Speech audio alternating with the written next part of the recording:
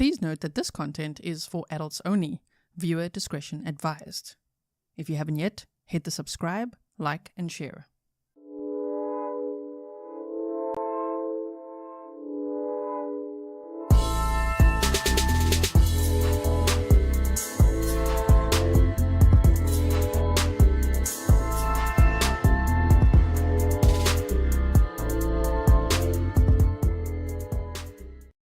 Hello everyone and welcome back to another live stream with me, Grizzly. This is Grizzly True Crime. Look at the seal behind me. And we are here to watch day 13 of the Kouri Richins trial together. It's happening in Utah and she is accused of murdering her husband, Eric Richins. He died on March 4th of 2022. She was arrested on May 8th of 2023 and has been in jail ever since. And while I absolutely cannot stand her, Kouri, greedy Kouri. Anyway, I will say, she looks pretty good, hey, for being in jail this whole time. There. See, I was nice. I gave her one compliment. And that's it. Okay, so let me go back to the beginning here. Now, I was lurking a little bit while putting on my lipstick and making my tea. I was lurking just a bit to see timing, because you know how this trial's gone, right? Yeah, and I can just see, oh, the jury hasn't been brought in yet. They're still sorting out lots of things, which I understand, because yesterday where we left off, the lead detective was on the stand and we stopped in the middle of cross-examination. And it was bothering me a lot that the lead detective maybe doesn't know something, doesn't remember some things, but also is being asked things that should have been asked to the digital forensic examiner, because the digital forensic examiner has already testified, and I went back to listen to his entire testimony about the freaking gifts, and he said something completely different than what was said yesterday, because he actually has the data. They do not know that Eric sent Kouri the gifts or that Kouri sent Eric the gifts. They only know that Kouri's device accessed PNG files, the images of the gifts, the whole rubbing money on the face and idiots everywhere, okay, on her phone at 28 a.m. on March 4th of 2022. That's all they know. But yesterday, the defense was implying that these gifts were sent it was from Eric to Kouri, right? And we were all like, what? But now that's being implied. But it isn't like that if you go listen to the digital forensic expert. So please, listen, lead detective, pull yourself together and say, I don't know, those aren't questions for me. State, please object. And defense, please ask the right person the right questions so that we can actually get somewhere. You know what I mean? Okay, so let's see where they started off today. Let's see, judge, hello. Okay, we're getting there. There. Present Ms. Richins is. We'll start right here. We're on the record in 231-500-139, State of Utah versus Kouri Richins. Counsel for the state and the defense are present. Ms. Richins is present. May we begin by confirming whether or not there's any legal discussion we need to have regarding the text message excerpt that the defense offered during cross-examination of Detective O'Driscoll at the end of the day yesterday. Yes. Yes, Your Honor, I think we do. May I stay seated so I can read my... Of course. Okay. Just 1 second. Let me pull it up. If we can all look at it at the same time, I'd appreciate it, Katie. Are you pulling up the Celebrate one or the... Okay. So... it's up on the screen right now. So it starts with Bates number state, STATE, 0335281. And this was produced to us before the state went through and updated the time. So this is on UTC time instead of... Kouri, no, that's not your color at all. Damn. Shame. That's the best you could pick out of the bin this morning? You know, the choice of outfits bin? Damn. Okay, at the jail. Sure. Yellow, hey? Okay, that was just a side comment for the day. Okay, happy Thursday, everyone, by the way. Today is March 12th of 2026. There's probably not court tomorrow. It's not supposed to be on Friday, but let's hear how it goes today to see if they actually will be. Someone said that Catherine Nestor has court tomorrow in the other case that she's a high-profile attorney on, which is Tyler Robinson. So if she has a hearing tomorrow with that client, that defendant, then no, they won't be caught tomorrow, so we shall see. Regina Kelly said, she is guilty as hell. The thing is, what's getting really frustrating is like the state has ample opportunity to really make objections and clear things up on redirect, and I just feel like sometimes they're a little bit complacent. Like, don't take it for granted.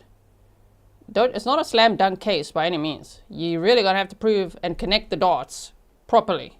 Because when you see the whole picture and you're like, oh, then all roads point to Kouri. But without it being like really super clear, Like, I mean, yesterday, that was muddying the waters with the cross-examination of the lead detective. Definitely muddying the waters. It was so confusing. Kelly, thank you so much for being a member for 15 months. You said, best in the business. Thank you so much. Scott said, blouse jacket looks way too big on her. Well, yeah, shame. Beggars can't be choosers, hey.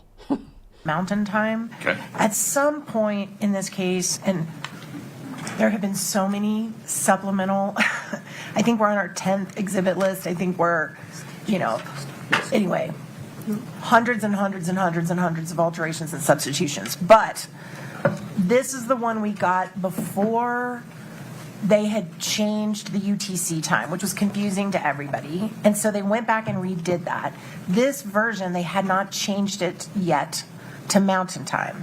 This is a consecutively numbered, Bates numbered document. There's no pages missing. This is coming from a Celebrite extraction of Eric's phone that was seized by Mr. O'Driscoll. We just found the Celebrite and extracted by Miss Gibson. Can you show me the Celebrite? Yes, sir. We can, and we're pulling it up right now.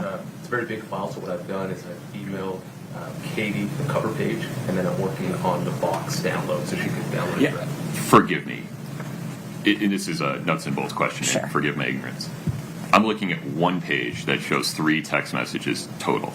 Right. Typically, these are a complete string that has a Celebrite header. Where is that version of this text? So not all of the ones we've introduced in this trial have a Celebrite header. Only some of them, not all of them. I don't know is that true? I thought That's all true. of them had the Celebrite header. No, that is not true. Hold on, let's pause there for a second, because I think that's how we've been laying foundation for the admission of them so far. Foundation. Right. Mr. Bloodworth, is my memory correct? Unless they came from, we've had CDR-related metadata regarding text messages. We've had some non-bubble related or non-bubble depicted cell messages that have come out of other extractions. But in terms of blue and green bubbles, I thought all of them had a Celebrite header. Yeah, I believe that's right, Your Honor. If we prepared an exhibit that comes from a Celebrite extraction, it has the Celebrite header. Right. There's others where we just, we've got texts from other means. Somebody sent us forwarded this text, right? Right. But if Screenshots, for example. correct, Yeah. if it comes from a Celebrite extraction, as best I recall, it has the Celebrite header. Okay. Ms. Nestor, I'll give you the record back here in a second, but it's also unclear to me, is this 3 text messages that we're talking about, are they part of a larger exchange that has already been admitted? So these are all the text messages he had with Kouri on the day he passed, on the 3rd. On the 3rd or the 4th? He died early morning in the 4th, so it's from the 3rd. Okay. These 3 bubbles are the sum total of their text traffic on the 3rd? No, we have more than 3. There's, just a minute. There's a couple pages to it. Oh my, okay. Tonya N. Calvo said, burning question, why aren't they calling the investor that Kouri supposedly bought the pain pills for? I don't get it. Because it doesn't he or she doesn't exist. But see, things like that, the state needs to make sure that that's cleared up somehow. Ask questions Even the defense can use that. Say, why don't you investigate where that investor is? But it's, bluntly put, it's because they know it's a lot of crap. It's the same as when the defense asked yesterday, why did you not get a search warrant for Ronnie's phone, Kouri's brother, after the walk the dog letter to check if he had sent those messages to Eric or if Eric had sent those messages to him? Well, they already had extracted Eric's entire phone, so I would think that's why. 2, yes, of course, they must do a thorough investigation, and they could have. 3, it was way later. It was like in September of 2023, right? But it still doesn't look good for the detectives then to have not done a thorough investigation and go down every rabbit hole and check everything out, right? Or if they did, then answer the question, because we have Eric's phone fully extracted and we could see there were no such messages sent. Do you know what I mean? Instead of saying, oh, I don't know, we didn't do that, I don't know. Like, that doesn't help. So, yeah, the investor, just like Nicholas Casota's trial, he made up a character called Jim McIntyre, and they went fully down those rabbit holes to prove that that person doesn't exist. Stefan said, gee, you should really teach prosecutors that they shouldn't be too complacent. A lot of them are, right? When I was an airline pilot, okay, I tell the story sometimes, you guys are probably going to be like, she's going to tell it again. They taught us, it was part of the training, to say, never, ever get complacent, because complacency is a killer. Now, that obviously would be, when you're responsible for people's lives, you're up there, you're flying a plane, like, hello, don't ever get complacent. But that stuck with me, you know? I kept that lesson and I use it in my everyday life all the time. Never get complacent. I'd rather be hyper vigilant. I'd rather risk assess everything, you know, than be complacent and think, oh, we got this. You might not have it. You might not have it. Make sure that you have it. Connect all the dots and explain things nicely, because sometimes what we see in cases is like the prosecutors will know the case inside out, but then they just don't deliver it that way. Like say it, explain it. The jury has never heard of this before. Explain it to them. You know what I mean? It's like when people say, explain to me like I'm 5. And that's not to say to dumb it down or something. I mean to like literally explain it to me, connect the dots, help me understand from start to finish why you're accusing this person of murder. I mean, even I'm talking a lot now. I'll play it again now. Even the aggravated attempted murder. How the hell has the state fully proven that? Fully, convincingly proven that Kouri tried to kill Eric on Valentine's Day? How's the jury going to vote on that at this point? Unless they, I don't know what they're going to bring. Rebuttal witnesses? Better redirects? I don't know. How are you going to prove that? You have to go like, oh, because she might have bought the fent and then asked for something stronger, and then Eric may have allegedly broken out in hives, and then he could have used his son's EpiPen, but he also said that he used some Tylenol, and so we don't know. We do not know enough. I wouldn't know enough to be like, yup, guilty. Would I want to say it? Sure. But we just don't know it, because I just feel like they haven't made it clear, and they better make it clear, you know what I mean? It's the last set of texts that they, there's multiple, see, that's the second page. And, yeah.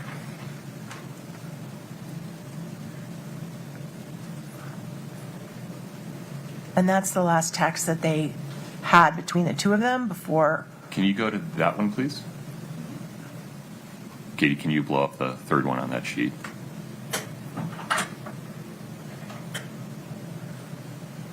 So, as I understand it, among other objections that the state may have, the first one is foundation, correct, Mr. Bloodworth? Yes, so that's the threshold objection. Right. And as I understood it yesterday, the foundation objection was, this is not what it purports to be, because the daytime information is inaccurate. Well, correct?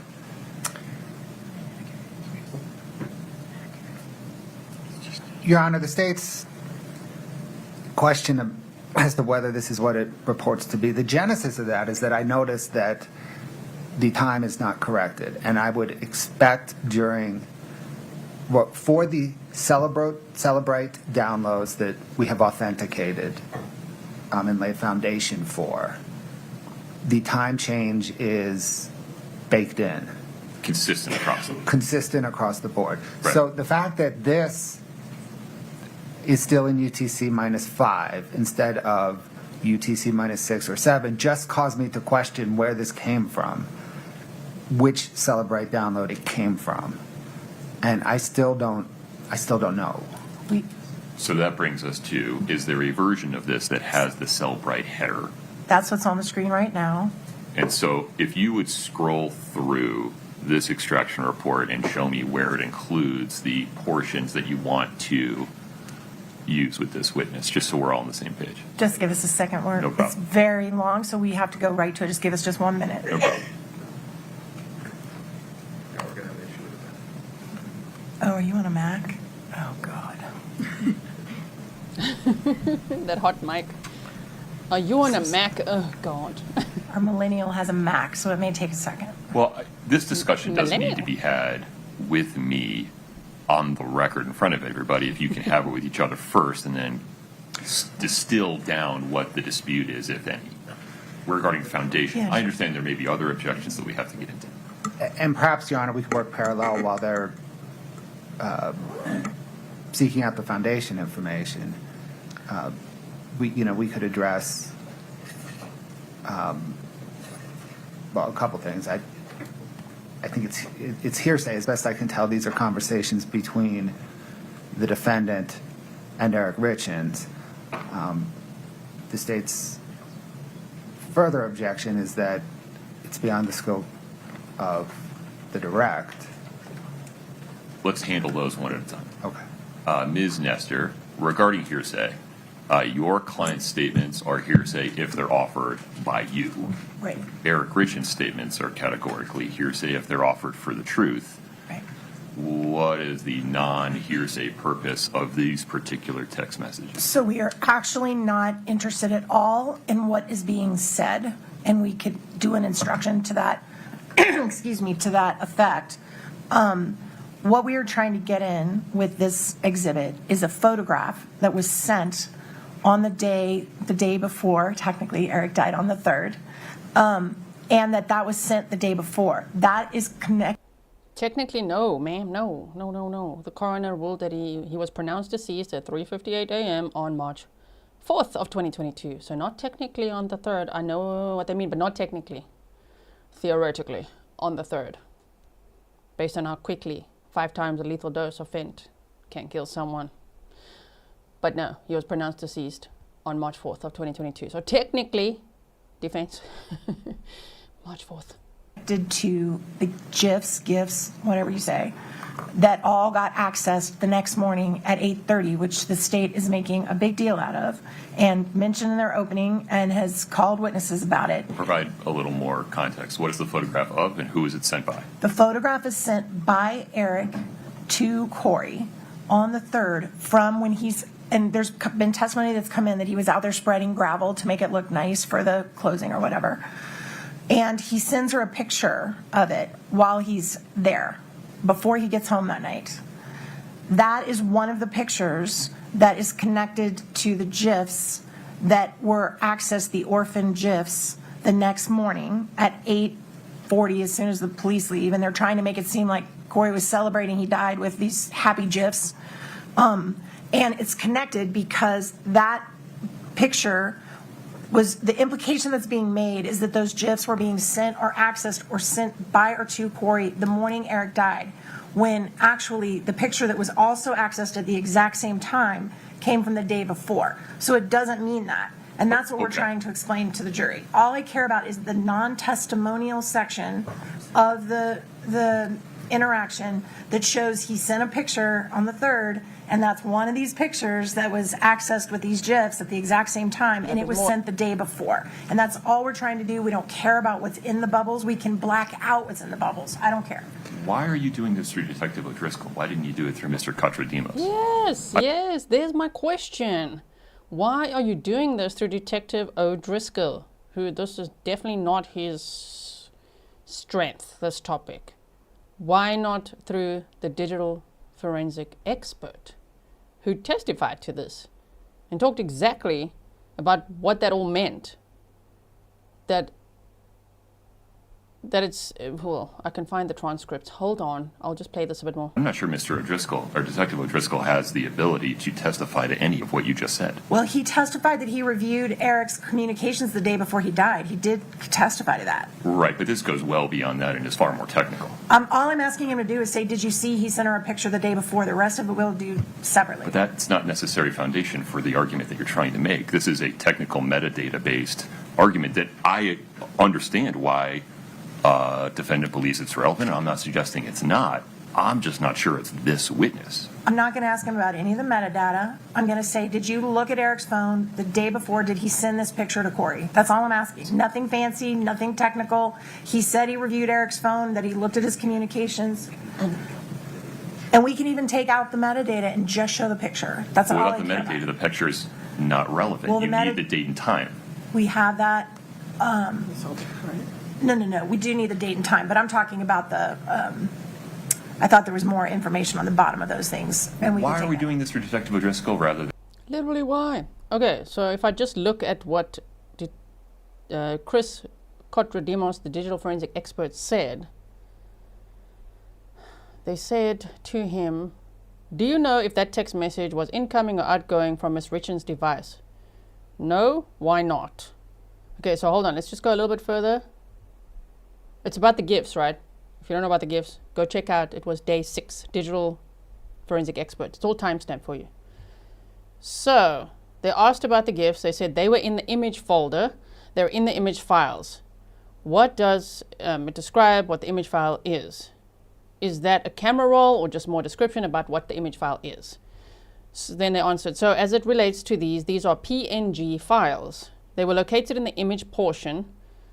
And then they said, so if you open the extraction, you're analyzing it, you look under images, these are actually found in the timeline as well. Like you can just see them in there, but when you click into those, there's information that's presented to you, and it will tell you the file path where these belong, or where they were last seen by the device. And so in the image file, there's a pathway. And so these images were last seen in an SMS. So a text like an iMessage, photo search section is the pathway for these, meaning it was related to the messaging system inside the device. Then they said, hold on. So wait, that was me. This is me, part of the transcript. Hold on. Do you know if that text message was incoming or outgoing from Ms. Richins' device? No. Why not? Because the original images in the source of these images was deleted from the phone. It no longer exists on the phone. These 3 PNG files, which are the GIFs that they're talking about, all the GIFs, right? Okay. These 3 PNG files are what we call ghost or orphaned images.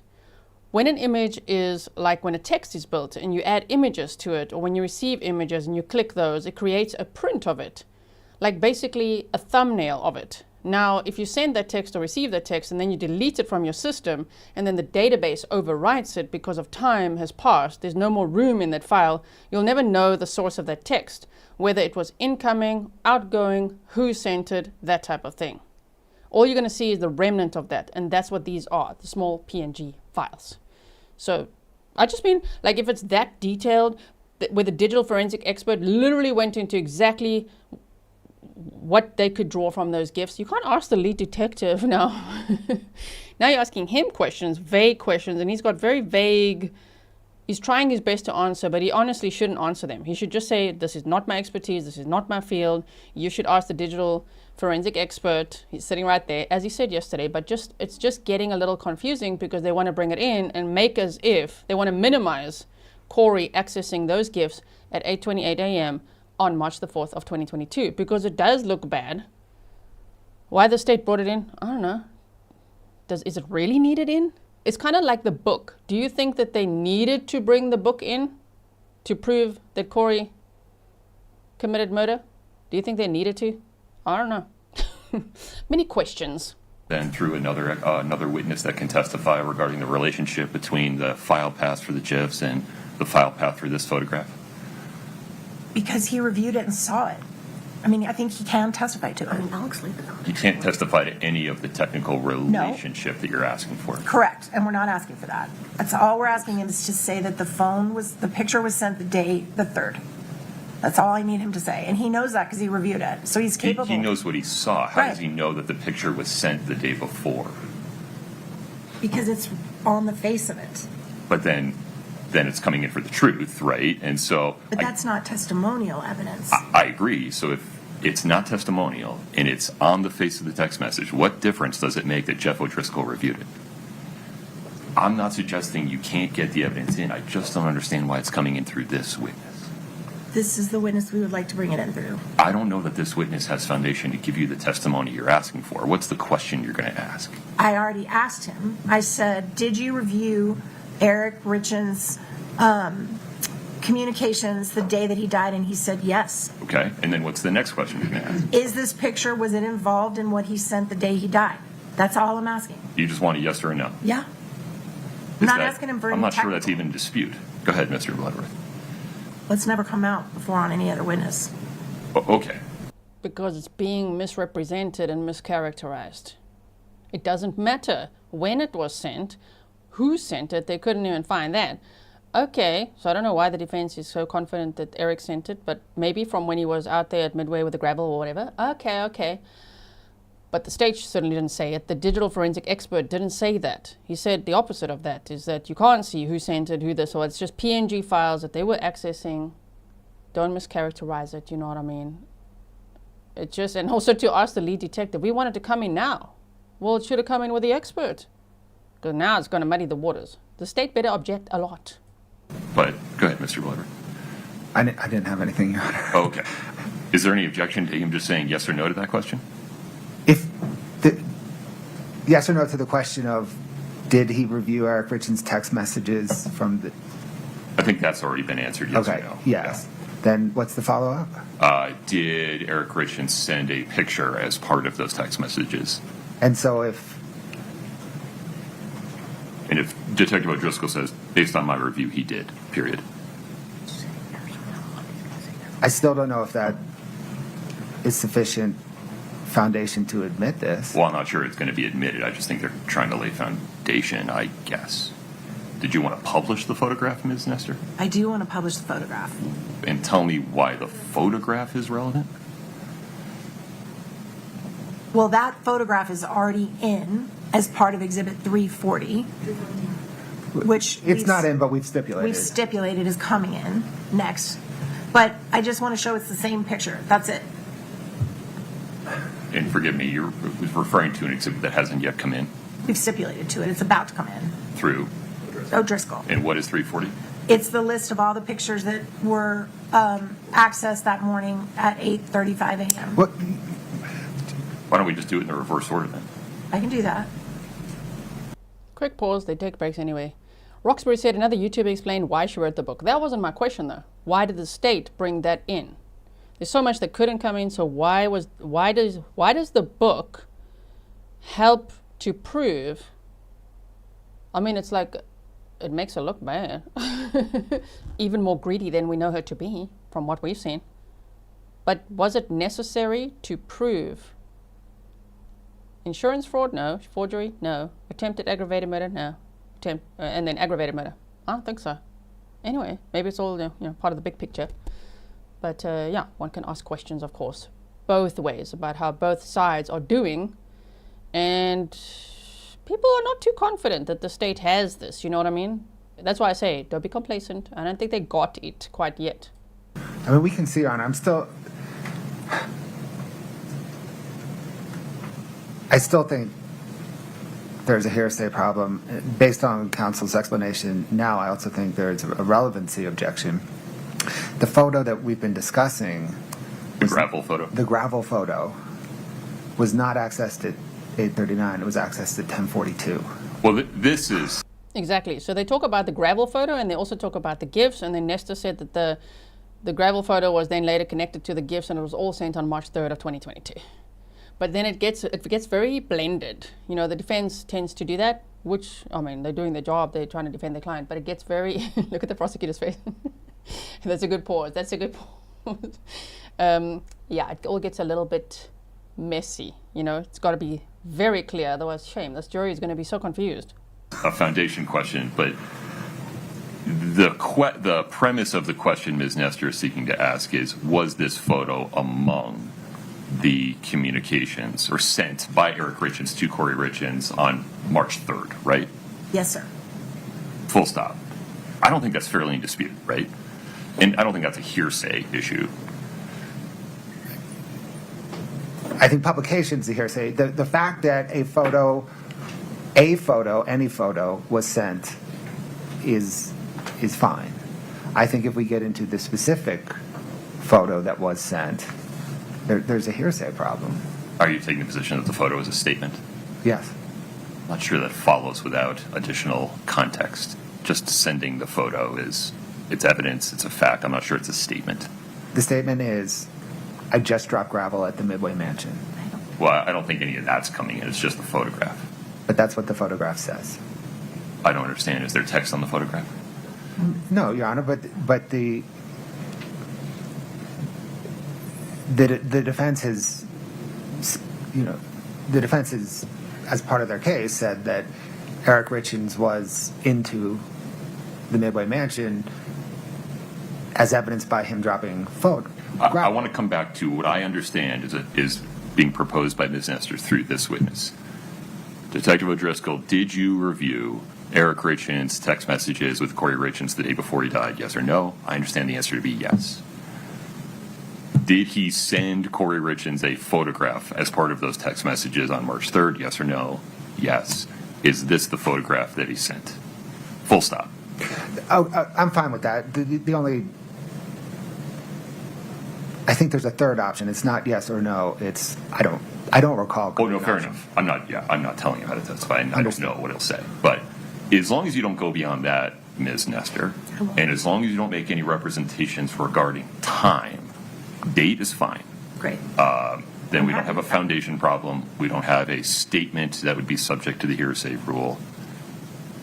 I think the low bar regarding relevance is met in as much as the defense seems to be laying foundation or argument to come later regarding when images and file paths on Ms. Richins' phone were accessed. Any other nuances here, Ms. Nestor? I don't think so. Do you understand? Do we have a common understanding of the limits of what you can ask Detective O'Driscoll without drawing another objection? Absolutely. Do you have an image of just the photograph?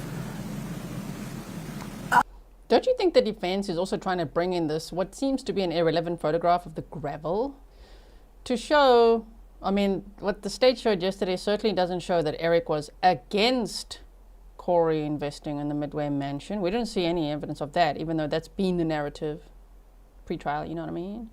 What we saw was he said, we don't have time for this project. And Kouri said, no, we're not doing it. That's what we saw.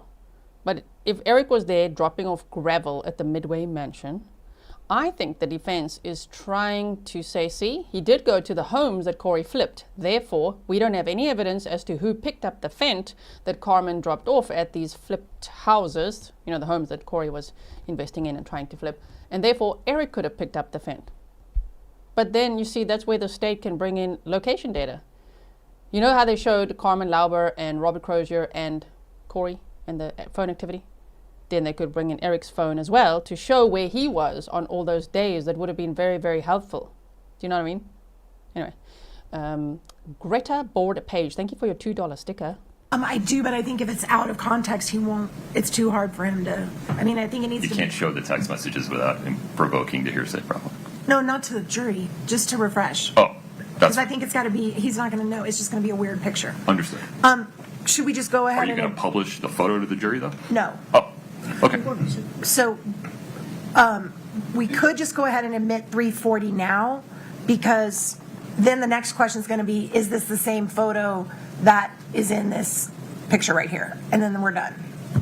Is this the same photo? This is not a question for me. It's a question for Mr. Bloodworth. No objection to admitting 340. Okay. I don't know that. Now, there's the follow-on. Is this the same photo?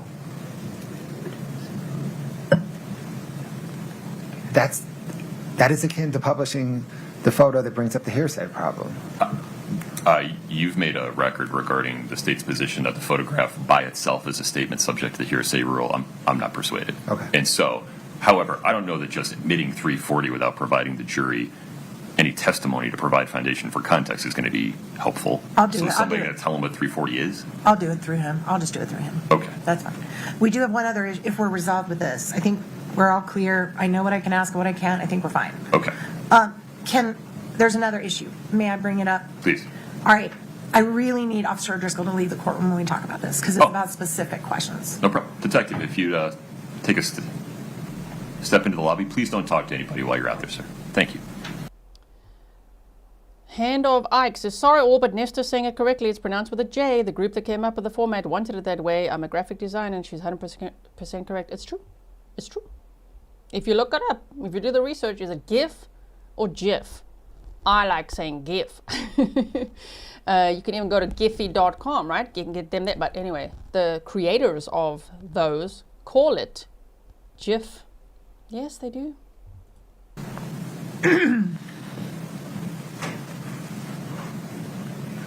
Okay. Thank you, Your Honor. I'm doing this out of an abundance of caution to avoid any potential. I'm trying to be very careful to comply with the court's ruling on the motion in limine not the motion in limine, the motion to admit the statements of David Norris. Not. Correct. Yeah. Our motion to admit that was denied. Yes. So just to make the record, the defense sought in advance to get approval or actually we gave notice to the state that we intended to call a witness named Mr. Norris who would testify if called that on an occasion in 2019, I believe. In 2019, he had an encounter with Eric Richins where Eric Richins asked him if he had any fentanyl. He had corroboration for the interaction, not the statement, but the interaction with Mr. Richins, specifically the check that Mr. Richins had given him, the date it had cleared his checking account, and the invoice for the work he had done for him. Or for Kouri, but. Correct. The court The judge says, or for Kouri. Oh my. Okay.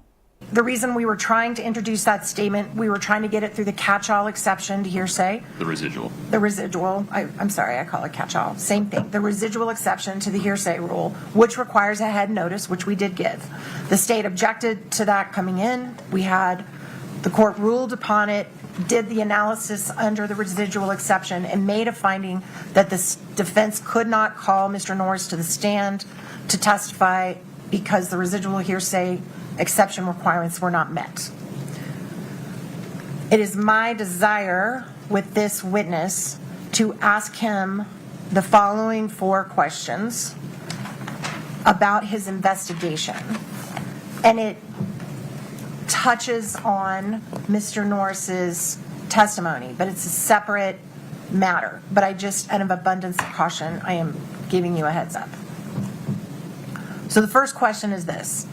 You discussed with Mr. Bloodworth yesterday that the way you approached this investigation was to look for evidence based on 3 possible scenarios: an accidental overdose, a suicide, or a murder, correct? Question number 2. And in order to properly investigate whether there was an accidental overdose, certainly any allegations that Eric had a prior history of seeking fentanyl would be potentially relevant and important to look into, correct? Pause there for 1 second. I got to rate. I'm sorry. I do have these if you want me to email them to you. No, it's okay. Just give me a moment. My question in this moment is, do we trust that person who says that about Eric? I don't know about that. But also, I mean, defense call that person then, but I think the judge ruled already that that can't come in. If Eric was interested in buying fent, why would he do it like once every half a decade? What do you mean? Like in 2019, there was this one time, but at no other time was there any other evidence that there's no evidence on his phone of messages wanting it or anything. Now, I know people say burner phone. I don't know. Where is it? Where is it then? Who cleaned up then for Eric? Kouri, huh? Where's all the stuff? I don't know. It's a bit confusing. Anyway, let's see what the judge rules on this one. No worries. Was it prior allegations that Eric? Any allegations that Eric had a prior history of seeking fentanyl would be potentially relevant and important to look into, correct? Got it. And this is the next question. Within the past few months, did your team of investigators become aware that there was an individual contacting the Summit County Sheriff's Department who wanted to share with the investigative team information about about an incident where Eric allegedly asked someone for fentanyl? Want me to read that again? Allegedly. Sure. And within the past few months, did your team of investigators become aware that there was an individual contacting the Summit County Sheriff's Department who wanted to share with the investigative team information about an incident where Eric allegedly asked someone for fentanyl? And then there's one more question. Let me know when you're ready, Your Honor. And if so, then why did Kouri buy 4 times? Why would, if Eric in 2019 had inquired with someone about fent, why in 2022 was Kouri buying fent 4 times and mass deleting messages and making sure it gets put in the flipped houses, just say flipped houses, it's easier to say, the houses she was investing in and trying to flip. Why? Why, Kouri? Why after Eric's death did Kouri buy more? It's just a bit strange. Sheriff investigative team. Give me the last clause one more time. Who wanted to share with the investigative team information about an incident where Eric allegedly asked someone for fentanyl. Okay. And the final question is, did you or anyone else connected to the investigative team ever sit down with this individual and talk to them? Did you make any efforts to see if this individual was credible or had corroborating evidence to back up their claims? And that's it. Mr. Blood. No objection to the first question. Objections to the next 3.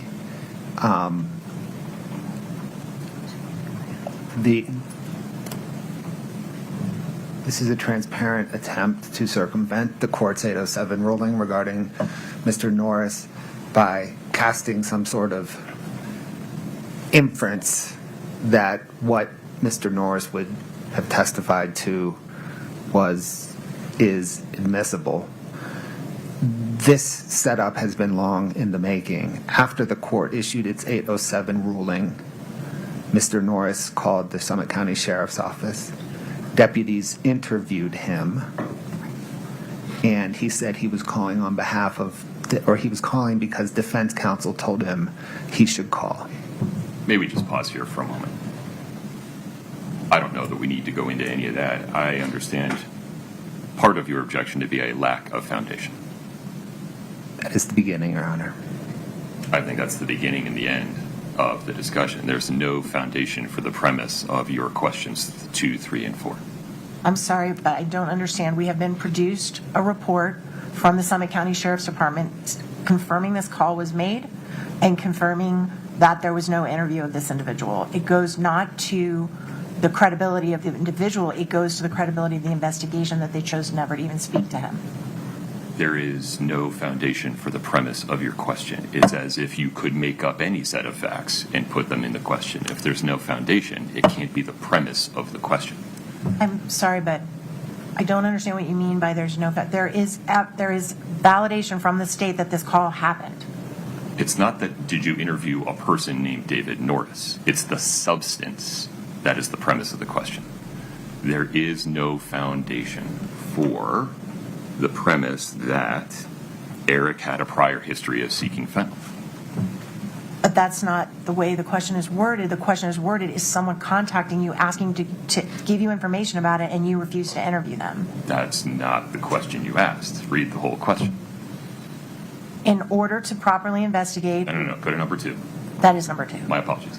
And in order to properly investigate whether there was an accidental overdose, certainly any allegations, not facts, not nothing, just an allegation, that Eric had a prior history of seeking fentanyl would be potentially relevant and important to look into, correct? Let me ask you this way. What would your response be if Mr. Bloodworth got up and said, certainly, detective, you investigated whether Hayden Jeffs had done all the stuff that I've excluded in my ruling regarding Hayden Jeffs? Would you be like, no problem, you can say that? I love this judge so much, oh my word. Like, he is so polite, you know? Such a gentleman. But here and there, he'll throw out like an F-bomb, right?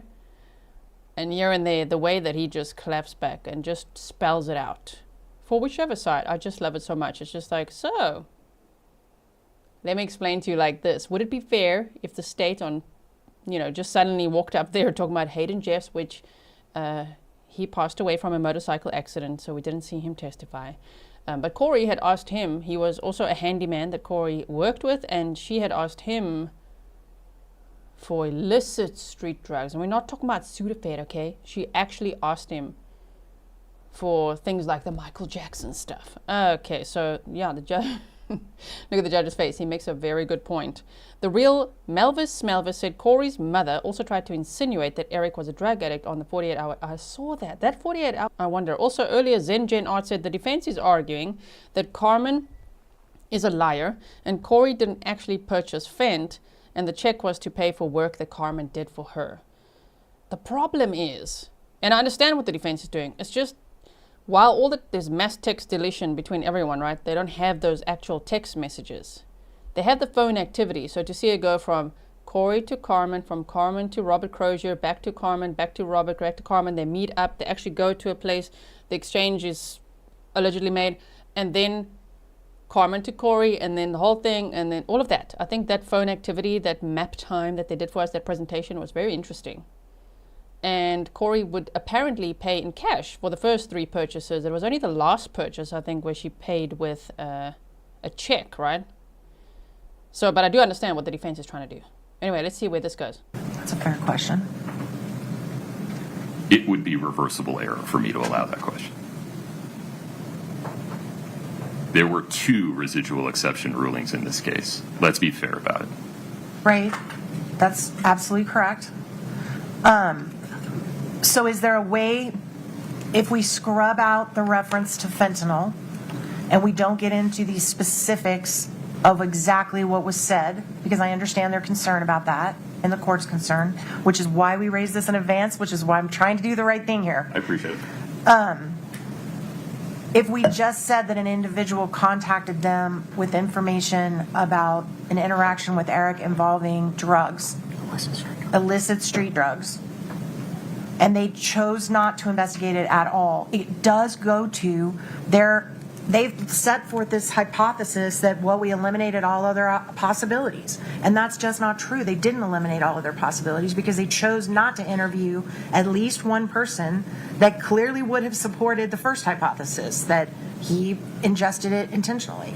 So that's all I'm trying to get in. I am trying to get that in. You may be trying to get a little bit more in. Well, as much as I can possibly get in. Fair enough. But I do think it's fair game to say, look, you've got someone coming to your office saying he tried to buy drugs from me and I want to be interviewed, and they were like, no, thank you. I think I'm entitled to get that in, and I'm willing to do it in the most ethical, careful, reliable, non-inferential way possible, but I do believe that's fair game. And I'm open to suggestions. Whatever I need to do. These 4 questions are not it, Mr. Bloodworth. You look like you're about to say something. I'm sorry. These 4 questions are not it. Oh man, Zinjan Art said, yes, Grizzly, excellent summation of how the state can rehabilitate any attempt by the defense to impeach her statements, right? No, Your Honor, as I understand, the status quo is the court's, I guess this court has sustained the state's objection to those questions. I have. I think what Ms. Nestor is trying to ward off is another set of objectionable questions that are maybe more general, less specific, some version of probing the bounds of the state's investigation of the charges. Yeah. Your Honor, no. It's the same foundational objection, right? This is all to suggest that there is admissible evidence that Eric Richins sought fentanyl for. And at bottom, there is no admissible evidence that he sought fentanyl before. And I don't think that there is any good faith basis to suggest otherwise, or to suggest that any investigation into it was incomplete. Because the fact is, detectives, that Mr. Norris's narrative has been so thoroughly dispatched that there's no good faith basis to allude to an improper investigation, much less that there may be admissible evidence.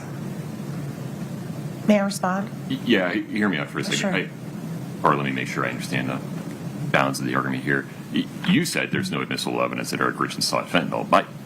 My sense of the evidentiary record so far, and the evidentiary record, or the universe of admissible evidence that's available, is that there's no admissible evidence that Eric Richins ever sought or received narcotics except through a prescriber. Correct?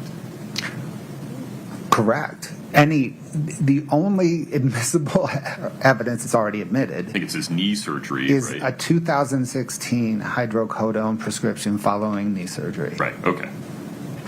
Very good.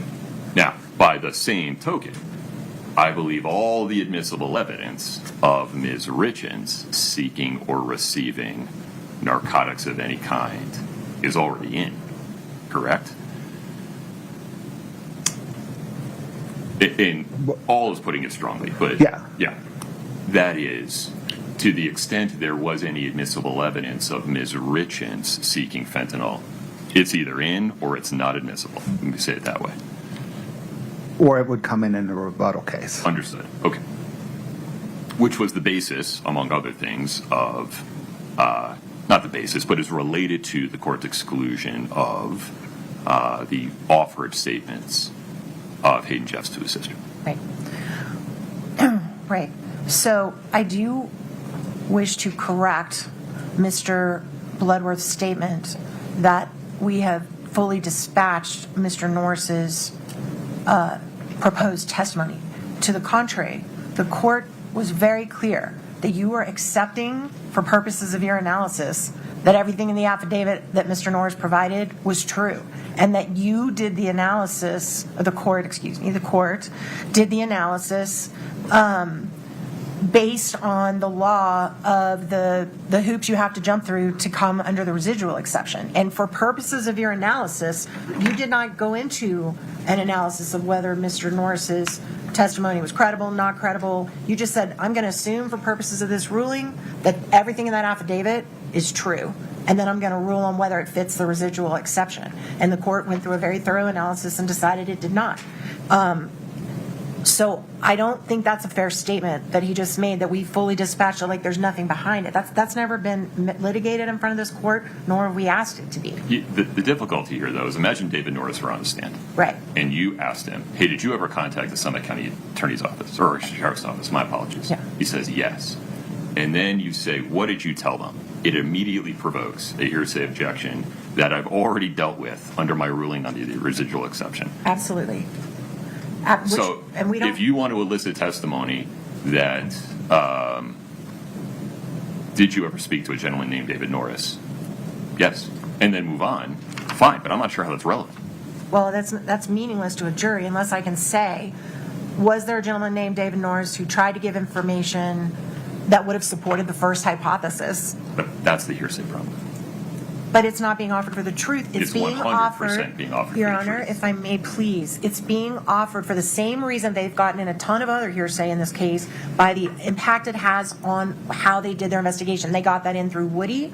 That's how they got in Amy and Katie's statements, because it wasn't for the truth of the matter that Kouri tried to kill him before. It was how it impacted her investigation from there on out. This is the same exact argument. It's how the fact that they got that information and chose not to even investigate it, how that impacted the hearer. It is irrelevant for purposes of the truth, and the court can instruct it like you've done over and over and over for their witnesses when we had this exact same argument. If that's true, Ms. Nestor, Yes. then the 807 residual exception wouldn't exist, and it wouldn't apply.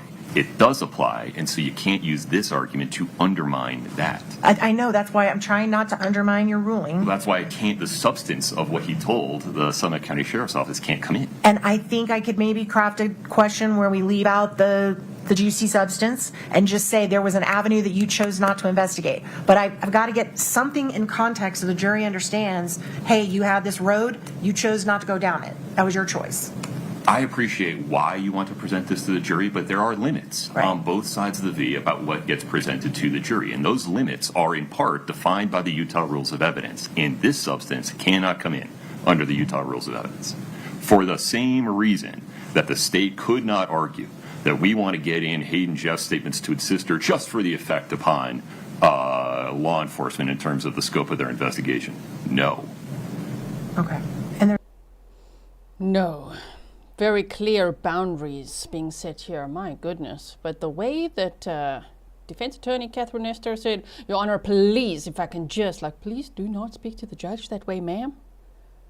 You're not having a personal argument. This is the judge at the trial. Show some respect, right? There's no scenario which we're going to be allowed to question him about choosing not to investigate this evidence. There's no scenario in which it's relevant without the substance of the excluded communications. If a crank from New Jersey, I don't know why I'm picking on New Jersey, but I grew up near New Jersey, called the Summit County Sheriff's Office and said, I was in Utah on that day and I saw it happen, and the Summit County Sheriff's Office chose not to investigate it, would we be having this conversation? That's not this circumstance, though. It is the same, though. The defense would have that. Yes, they would. Don't lie, defense. Of course you would. You'd be like, that crank from New Jersey. Mm-hmm. You know what they said? The judge is funny. Because that evidence has nothing to do. Here it's even worse because it's inadmissible.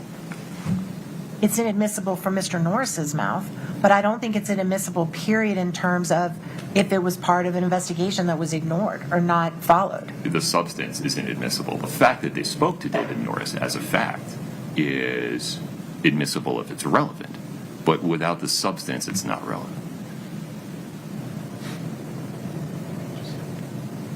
Wait just a moment. Nestor, you're going to have to find another way to tell detectives they did a shit job, according to you. You got to find another way. There's another door. You can let that one go and find another way to say, you didn't investigate everything, did you? You did a really crappy job on this case, and you just decided to blame Kouri, didn't you? Right?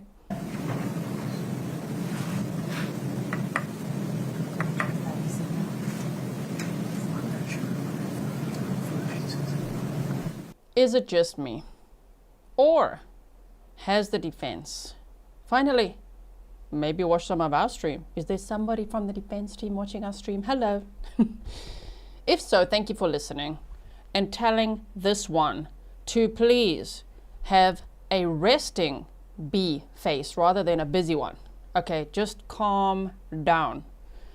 Because she has been over the top with her faces. It's too much, okay? It's not looking good for you. It doesn't help your case at all. The jury will be looking at you like, what are you doing? Coming across as incredibly arrogant and bratty. And that is not a good look. Do not do that. Rather go for the sweet, sweet granny look, like maybe Donna Adelson, or sweet, sweet lady. Or just do nothing, rather. That's fine. Do that. What she's doing today is going to work out better for her than the previous days. I think. Caroline Taterville, thank you so much. She's just calmed her faces a lot, but hey, calm now. We'll have to see how the rest of the day goes. But they may have had a word with her. Okay, there's a big banner on top here that says jury not present yet. So the jury is not in yet, no.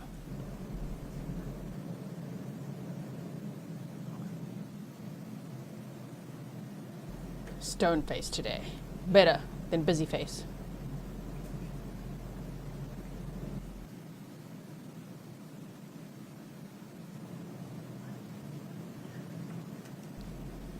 I'm going to address this one more time. And please know I'm not attacking you. Montana Sunshine. I'm getting so many emails of this. They were on TV last night with some local news channel in a trial. Wasn't it KUTV2? And wasn't that the interview from 4 months ago? Stop sending it to me, everyone. I have seen it. The defense team did an interview with the media 4 months ago. 4 months before the trial started. It's not like they're doing an interview now. So make sure you check the date on any videos you watch, okay? And yes, I've seen it, just so for the record, everyone, write it down. I've seen it. You don't have to email me that anymore.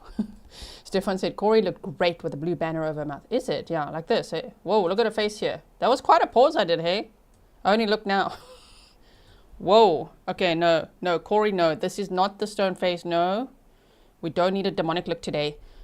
Just sit there. Just be calm, okay? No faces.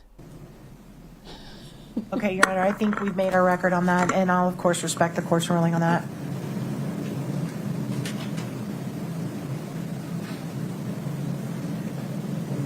Thank you. PIP 6884.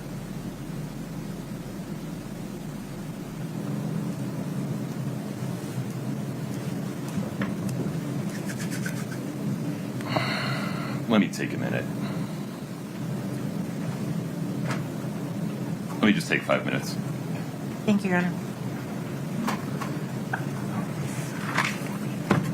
Before I take a break, Mr. Bloodworth, anything further on this issue? No, Your Honor. Ms. Nestor, before we take a 5-minute break, any other issues before we invite the jury? No, thank you, Your Honor. Mr. Bloodworth? No, sir. Okay, I'll be right back. Thank you. All right. Jenny Lynn, I knew it. You're like emailing it to you as soon as I find it. I knew it. I'm probably going to get 15 more emails. Gisela, did you see this? They're doing this. They're not doing it now. 4 months ago. Hold on, I want to see it again. But if you haven't seen it on KUTV2, yes, the defense attorneys were interviewed and, you know, mildly interesting, although majority of what they said has been debunked through evidence, in my opinion.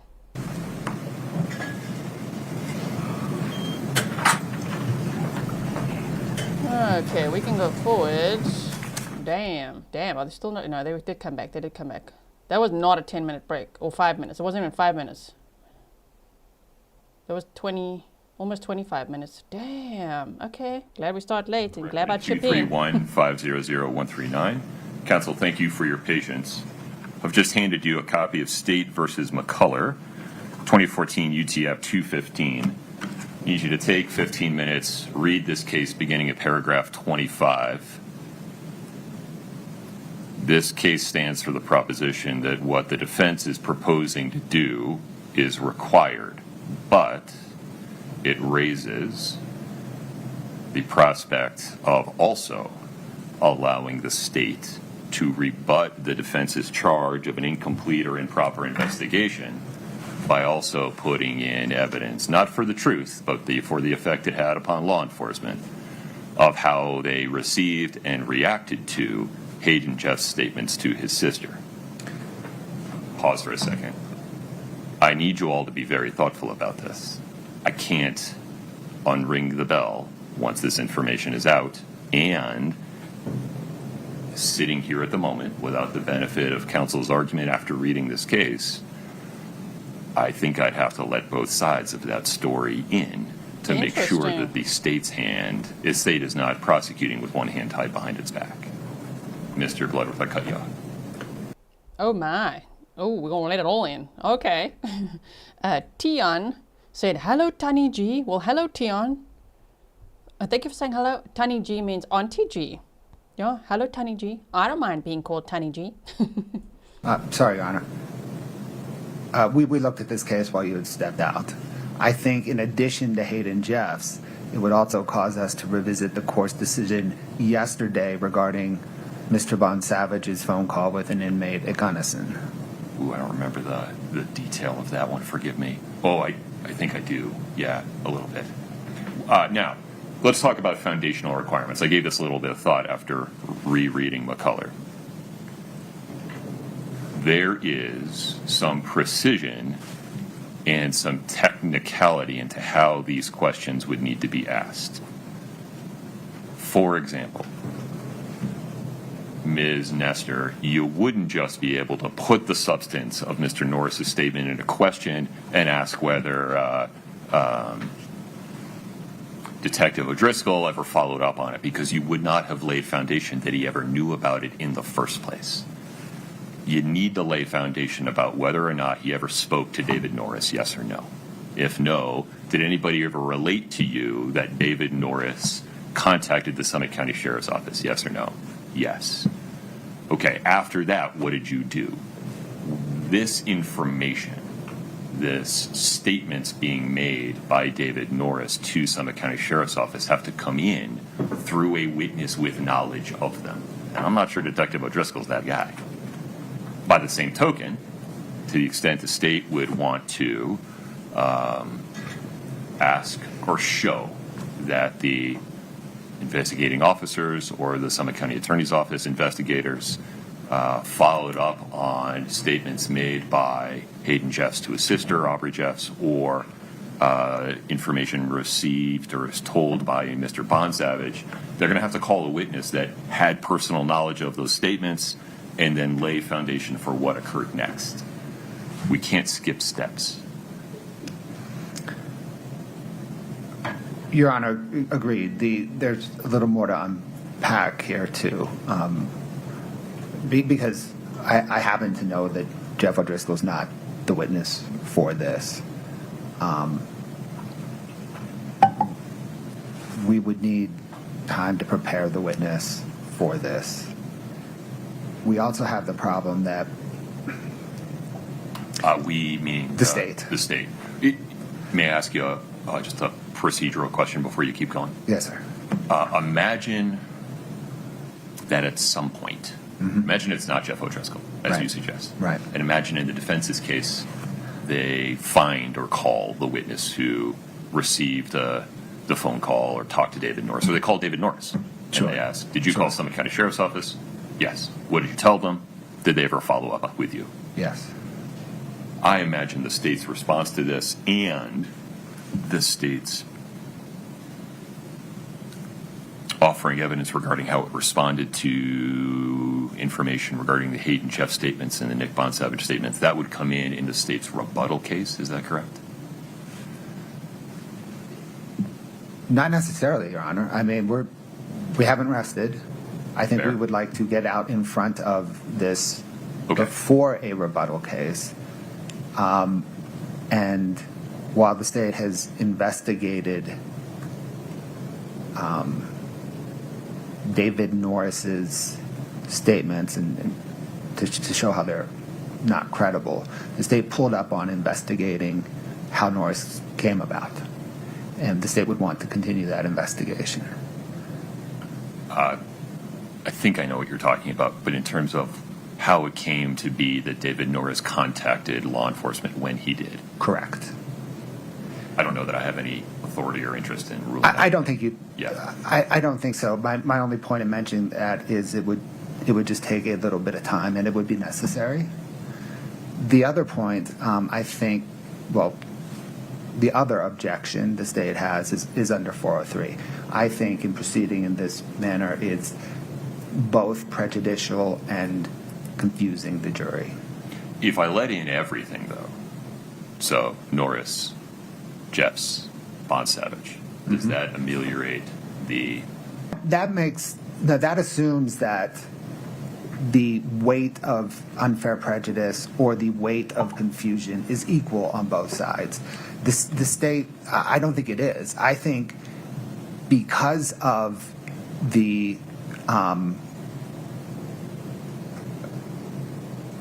complete incredibility of David Norris's testimony and how David Norris came to contact law enforcement, that prejudice and that confusion is much weightier than confusion related to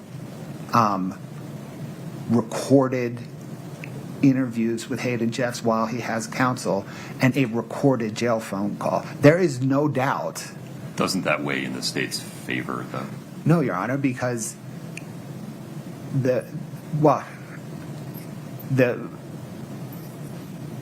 guess the question is whether it's unfair prejudice or confusion. Confusion, it doesn't, David Norris's the purported effect on law enforcement of David Norris's is even way more confusing than the effect, just because the information provided to David Norris is highly in doubt and would be highly litigated, whereas the information Hayden Jeffs provided is recorded. There is zero doubt about what he provided. And the information that Nick Bonsavage provided is recorded. There is zero doubt. We're not bogging down into some mess of who said what when. The state's face there. Wow, defense, look what you did. You have opened many doors of possibilities here. If you guys are confused about who all these people are, Hayden Jeffs is a handyman that has passed away from a motorcycle accident, so he can't physically testify, but was interviewed by the police during the investigation because Kouri had asked him for fent. Okay. Then we have this Mr. Norris, who the defense says contacted the sheriff's department to say that Eric had once asked him for fent. So that's what the defense would like to bring in, that they didn't properly investigate that. All right. And then this Bonsavage person, correct me if I'm wrong, but that person, I don't know if he's still an inmate, but was an inmate, and he's somehow connected to Carmen Lauber and had said something about all those deals going on. So if they have recordings of Hayden Jeffs and Mr. Bonsavage, the state can now, they haven't arrested, the state said, we haven't arrested yet. We're going to have some time for this and we can bring this. And the defense is now like, oh yes, bring it in. And then the defense can maybe bring up this Norris person. Maybe even put him on the stand for all we know. This is how we know this trial is going to last a while, hey? It's scheduled to last until March 27th. And at this rate, wow, it might actually last until then. You know what I mean? This is a lot. It's very, very busy, this trial. I'm enjoying watching this trial with you, though. I hope that you're enjoying watching it with me. And I hope that there will be justice for Kouri Richins at the end of this road. But yeah, it's a very busy trial.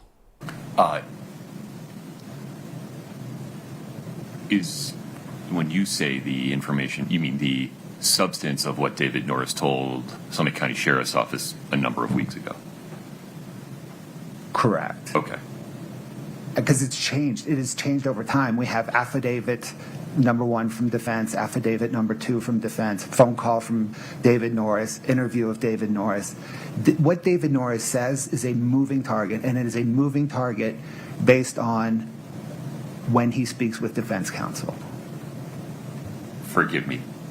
What is your understanding of the evidentiary landscape as to how many times David Norris has contacted the Summit County Sheriff's Office? Is it once or more than once?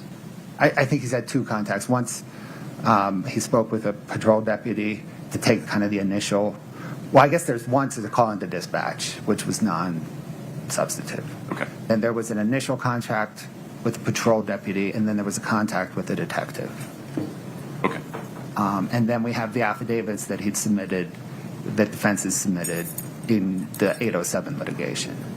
But those were submitted here, right, as part of the 807 litigation. Did those ever go to Summit County Sheriff's Office? I don't know one way or the other. If it's no, then those don't get shown to the jury, right? Just to clarify, they weren't affidavits. We just laid out a statement of facts in our motion. Okay. It's a proffer. I'm familiar with what you're referring to. I'm a little less clear on Sorry, that. Yeah. proffer is, proffer is the... I'm not sure the proffer has any impact here. I'm not sure the jury would ever be made aware of the substance of the proffer. They, as I understand it, under McCullough, would only be made aware of evidence related to the substance of what Mr. Norris told investigators and law enforcement? Your Honor, the proffers do tie into this in that, the question would be, did this inform your investigation? Yes, we considered all of his statements to include the defense proffers in determining that they were just flat out incredible. Okay. So that goes to kind of the confusion argument. So in the 403 analysis, Your Honor, I do not think the weight of unfair prejudice to the defense is the same as the weight of, well, any of the 403 factors. I don't think the weight is the same for the state and the defense. And to put a finer point on it, you're concerned that the jury would be confused about who said what when? It's jury confusion that I need. It's jury confusion. Right. And yes. so what is it you believe they would be confused about?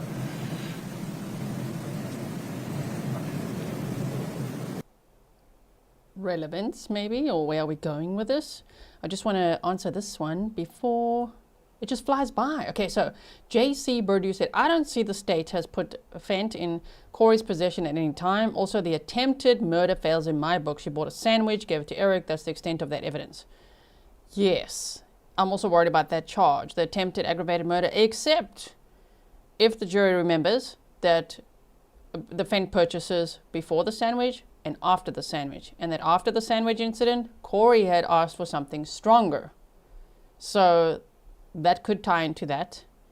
Also, the data on Eric's phone showing that there was a gap in activity of 87 minutes, which was not how it was non-typical to how his data usually behave. But I mean, that could be there could be so many reasons for that. But I think if one tied it all together, one could get there, but the state's going to have to make that very, very clear, right? And remind them of everything. I might even be forgetting something in all of that. But yes, also Valentine's Day, here's a sandwich, but then Kouri goes off to meet her boyfriend.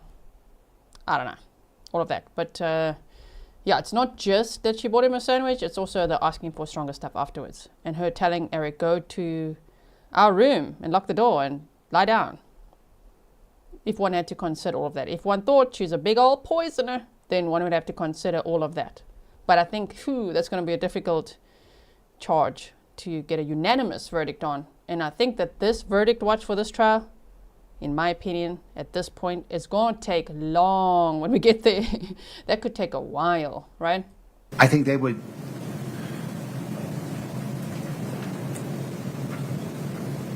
I think they would be confused about the effect on law enforcement, which is really what this grounds in, right? This is the effect on the hearer, the effect on law enforcement. And I think those waters would be so muddied in the case of Norris, whereas those waters are crystal clear in the case of Hayden Jeffs and Nick Bond Savage. And the waters are muddied as it relates to Mr. Norris very deliberately. And I don't know. I suspect the purpose is to confuse the jury, right? As you sit here today, have you identified the witness that would testify regarding investigators' knowledge of and response to statements made by David Norris? I know.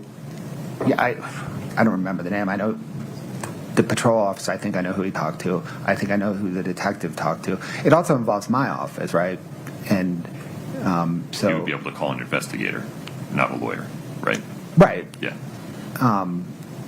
So probably 3 witnesses. Okay. And then who are the witnesses you would call to testify regarding the state's knowledge of and response to Hayden Jeff's statements to his sister? Or, I mean, I appreciate that Hayden Jeff spoke directly to law enforcement in a recorded interview. Right, that's what we would have to get into. What did you understand, why, with what level of detail, which is extraordinary. And there, as I understand it, the state's position would be, well, if we're not admitting it for the truth judge, there's no Crawford problem, so the recorded interview comes in. 100%. Okay. And the same thing, by the way, with the Nick Bond-Savage jail call, right? That entire jail call comes in lock, stock, and barrel. If we're going to mention it, we're going to mention it all. Oh, I understand. And then Excellent. Can I just say one final thing on the unfair prejudice? I think the court, in considering the weight of the various prejudices, the prejudice with admitting Norris, versus the prejudice of the Hayden Jeffs and Bond-Savage, I think the court needs to in the probative value part of that analysis, I think the court needs to consider kind of all of the corroborating evidence and the fact that David Norris's assertion is not at all probative because there is nothing that corroborates it, and it is inconsistent with all the other evidence in the case, whereas the Bond-Savage statement and the Hayden Jeff statement is highly corroborated with a ton of admitted already evidence in this case. And just so we're clear, when you're talking about probative value in this context, we're talking about probative value to the defense's theory of incomplete investigation and probative value to the state's response to that theory. Correct, under the 403 balancing. I understand your position. Okay. Ms. Lewis, Ms. Nestor, Mr. Ramos, this is high-stakes poker. Yes, it is. I was just going to ask you if we could have a little time to meet with our client next door. She's got some decisions to make about that. I want to make sure that you explain to her that if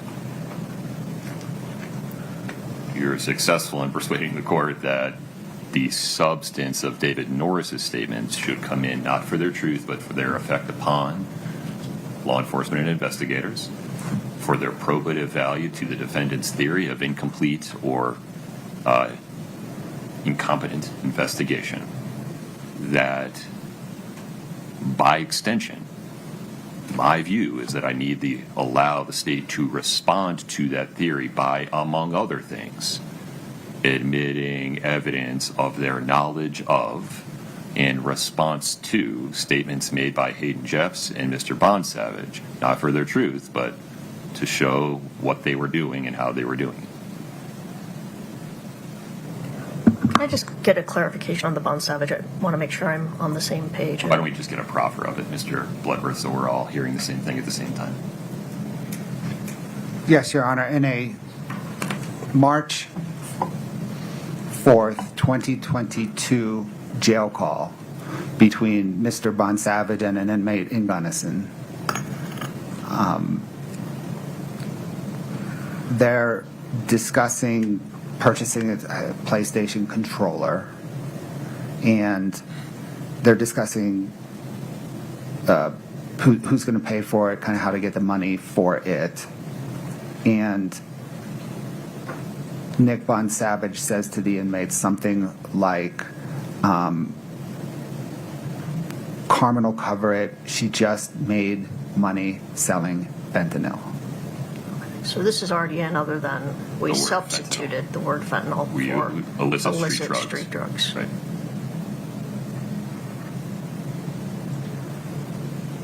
And that's a recording, It is a recording. as is Hayden Jeff's interview with law enforcement.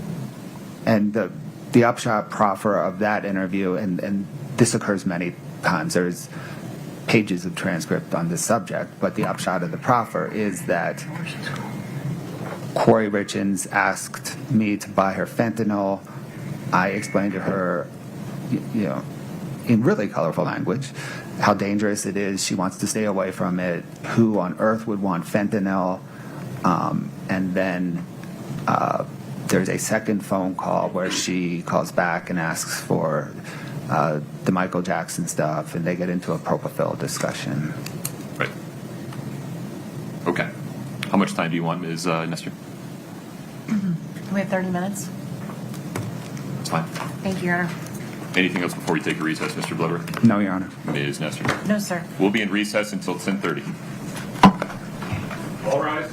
And we'll be teleporting right over that break and straight into testimony. Are you ready, everybody? Here we go. It's like why we like to start late.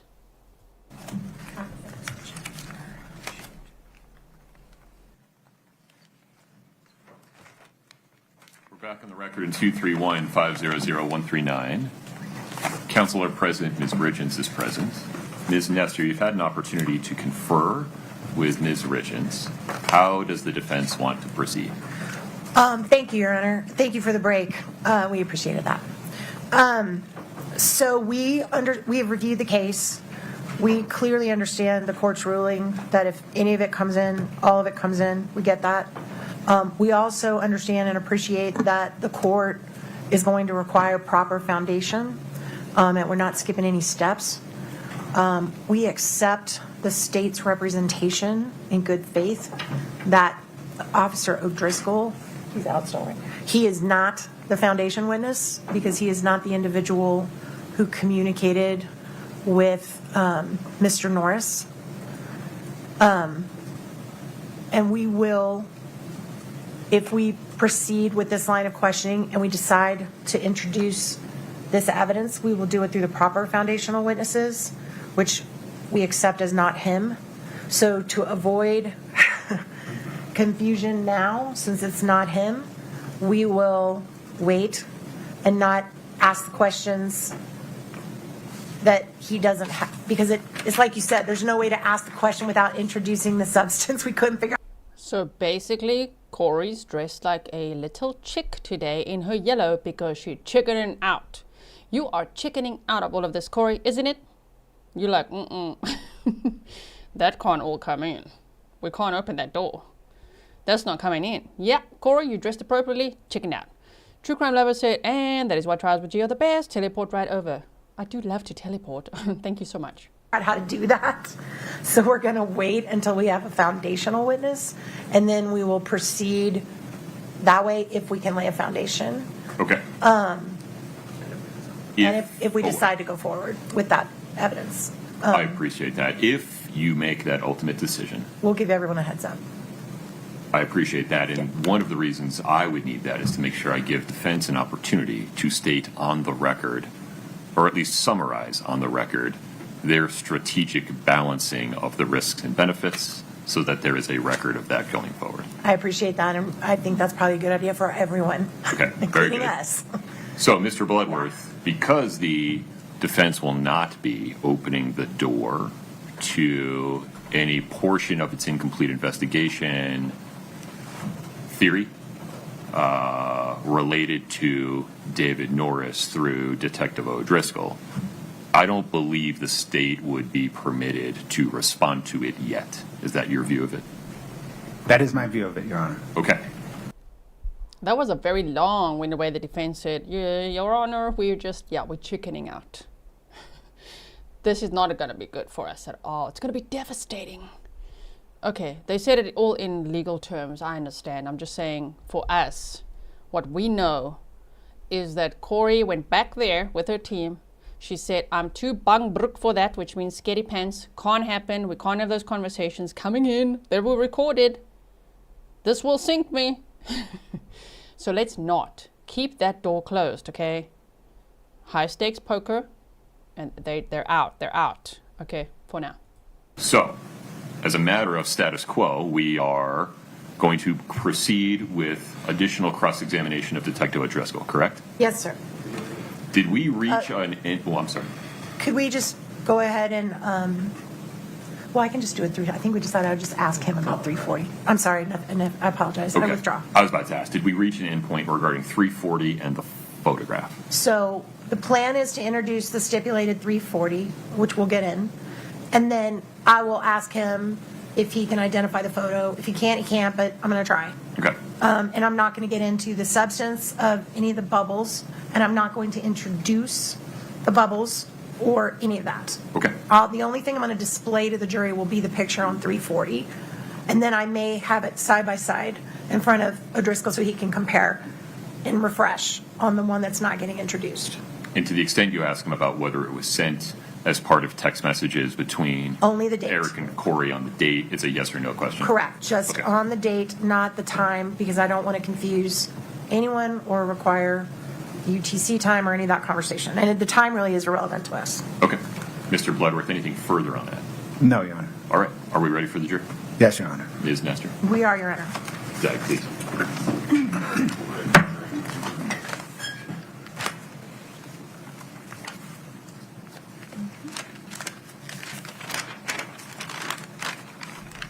And finally, the jury gets to come in and they resume the cross-examination, because yesterday where they ended was with cross-examination and quite a bit of confusion about the gifts and the this and that. So let's see where they go from here. And if Kouri maintains this face for the day, I'll know she got a bollocking. I'll know they watched our stream, or maybe all the streams were saying things about her faces. I don't know. I don't watch all the stream. But that means the defense is like, Kouri, stop it. They keep commenting on your faces. Stop doing that. Not good for you, Kouri. Yeah, stop it.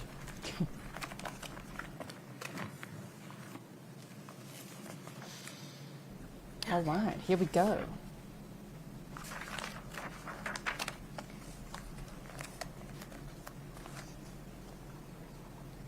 What's that taking off?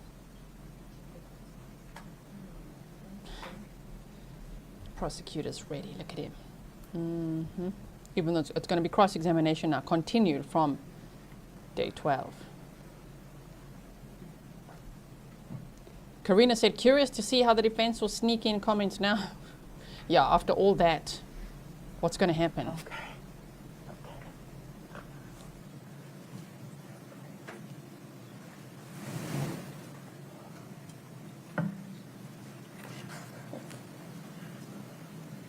Sorry, what can we also be let in on the joke?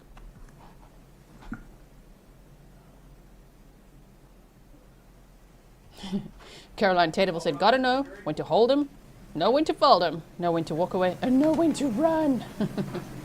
Yes. Please have a seat as you come in.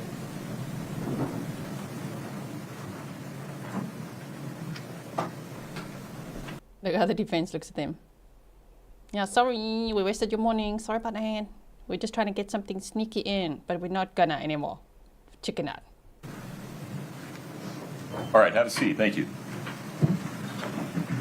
Ladies and gentlemen, thank you for your patience. We will now proceed with additional cross-examination of Detective O'Driscoll by the defense. Detective, let's have you come in the courtroom. Detective, please step in front of Brittany. We'll get you sworn back in.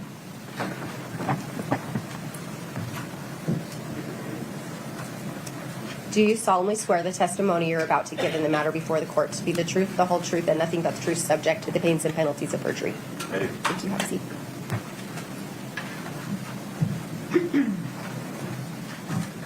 Exactly.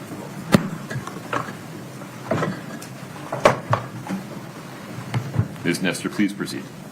Thank you, Your Honor. May it please the court. Good morning, Detective O'Driscoll. Good morning, Ms. Nestor. I believe when we stopped yesterday, we were talking about the GIFs or GIFs. And I want to start by having you review a document that's been agreed to by the parties. It is exhibit number 3-40. And at this point, Your Honor, we're asking to admit it per stipulation of the parties. So the witness can see 3-40. And do we want to publish now, counsel? Please. Mr. Bloodworth? No objections. State's Exhibit 3-40 is admitted. All right, and this was talked about when, I believe it was Mr. Kostradimos, I think, it's all blurring together now, was on the stand. But this is the group of all the GIFs or the GIFs that were in kind of a group and included the ones that were accessed on the morning after the police left Ms. Richins' home, after Mr. Richins. Whatever we just saw there on that document that was shown, that exhibit, are not the GIFs or GIFs that Kouri accessed, but okay, that's the pictures of the gravel from what I can see, right? Oh, thank you for the coffee. I missed who that's from. Thank you so much. Passed. Do you remember the testimony about that? Yes. Okay. Can we go to the page that shows the GIFs in question? Maybe blow that up at the top. Okay. So I think that's 2 of them. Correct. Okay. Yes. P. Owning atheist. So it's settling the GIF pronunciation once and for all. It is with a soft G, not the J type sound. A GIF is an acronym for graphics interchange format. Graphics has a soft G. But it's not settled because the creators of a GIF, they want it pronounced with a J, GIF. Even though they spell it with a G-I-F, and we've had this argument, it's a GIF. But I don't like saying it that way either. I say GIF. Deal with it. One of them is from, I guess, the movie Dumb and Dumber. And the other one is our president. And I think there was a third one, but it's,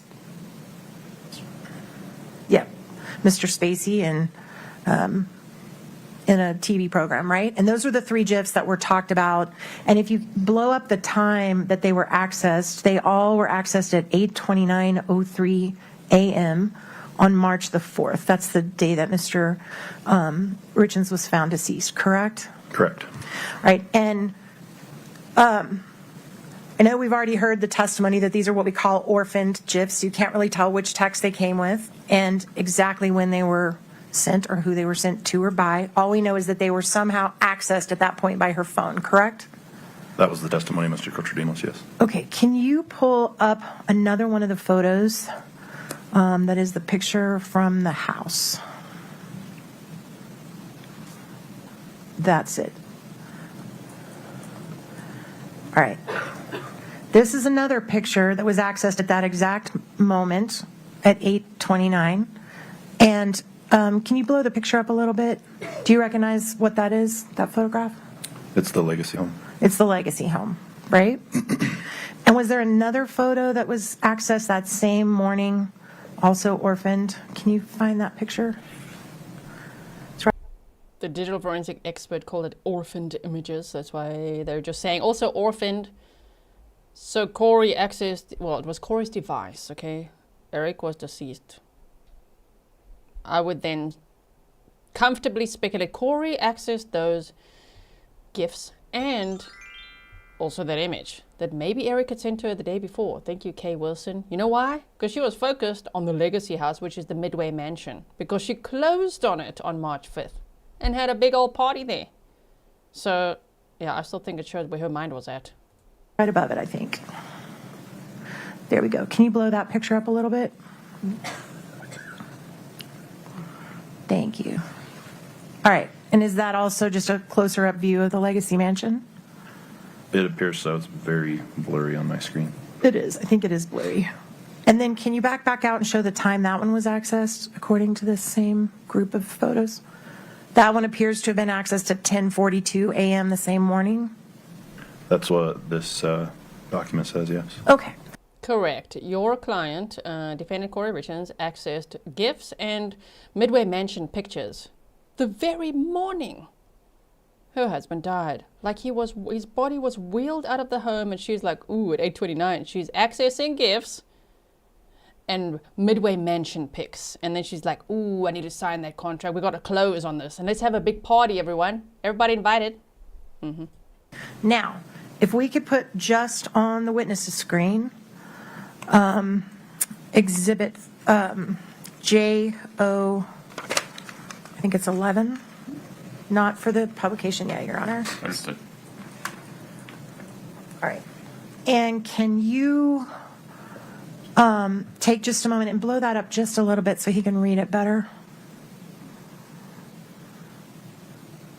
All right. Just take a second and scroll through that and tell me if that refreshes your recollection about any documents you reviewed about Eric's final communications before he passed. Your Honor, objection.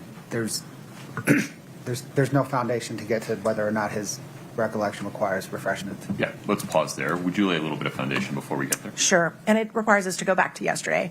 So yesterday I had asked you right before we stopped if you had, as part of your investigation, reviewed the final communications of Eric right before he passed away, and you mentioned you had. Is that correct? Yes. All right. Based on that, if you could refresh, do you recall the communications you reviewed that day? Not all of them. Some of them, yeah. Can we then please blow up this document in front of him and see if this refreshes your recollection as to what you reviewed? Mr. Bloodworth, the witness doesn't have it yet. Any objection to that question? Your Honor, I think the objection foundation, I think there requires additional foundation. I think the question pending is, are these among the things he reviewed, correct? Maybe I misunderstood the pending. Yeah. That's the question. So I think, Can we back up a step? Maybe I'll catch up. sure. Ms. Nestor, ask your last question one more time, please. Are these texts that are before you part of what you reviewed from Eric's final communications on his phone? Go one step before that. He hasn't seen these yet. He doesn't currently have them in front of him. Do you recall all of the communications you saw that day when you were reviewing Eric's final communications? All the texts from his phone Yes. on the day before he died? Yes. I don't remember all of them. I remember some of them.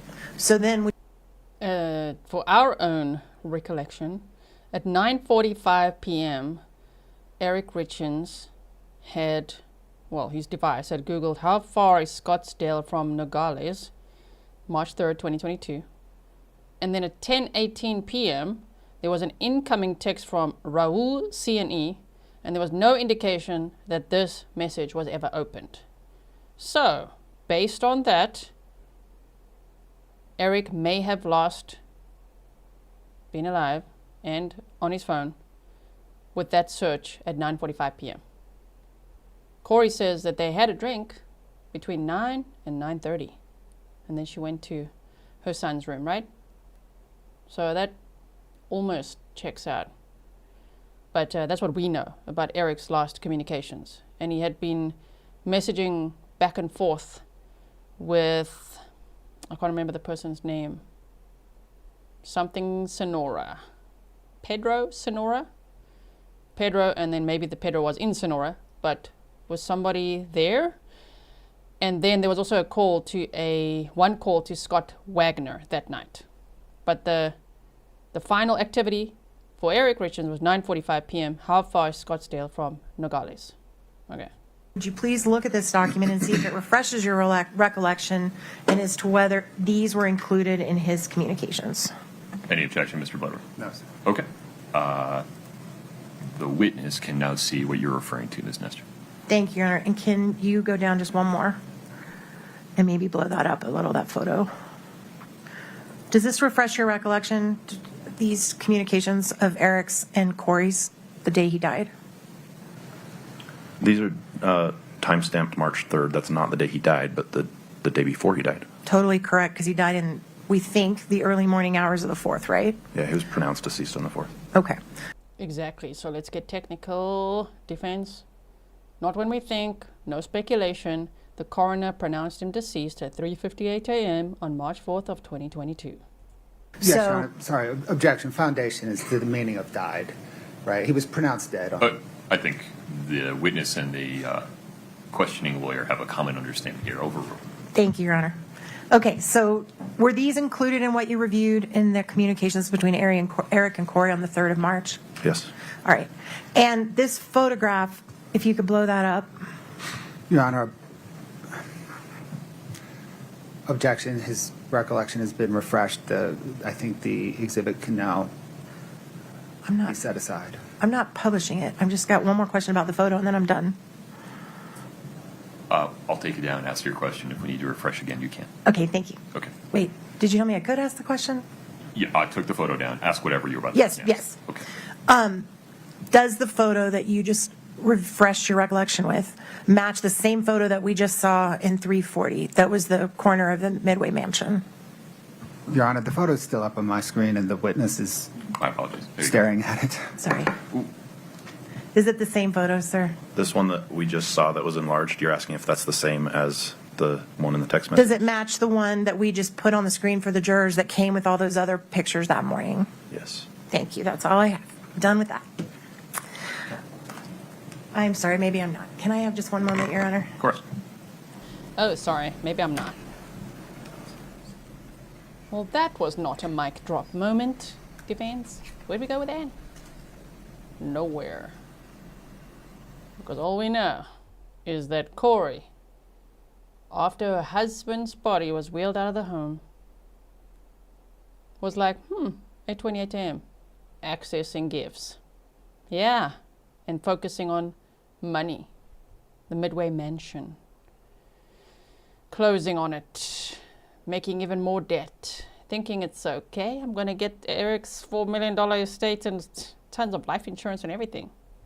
And then the next day, the day following, March 5th, and so on March 6th of 2022, when she found out, no, you can't even get access to the safe. This house doesn't belong to you. It belongs to the estate. And yeah, you're not getting any of that.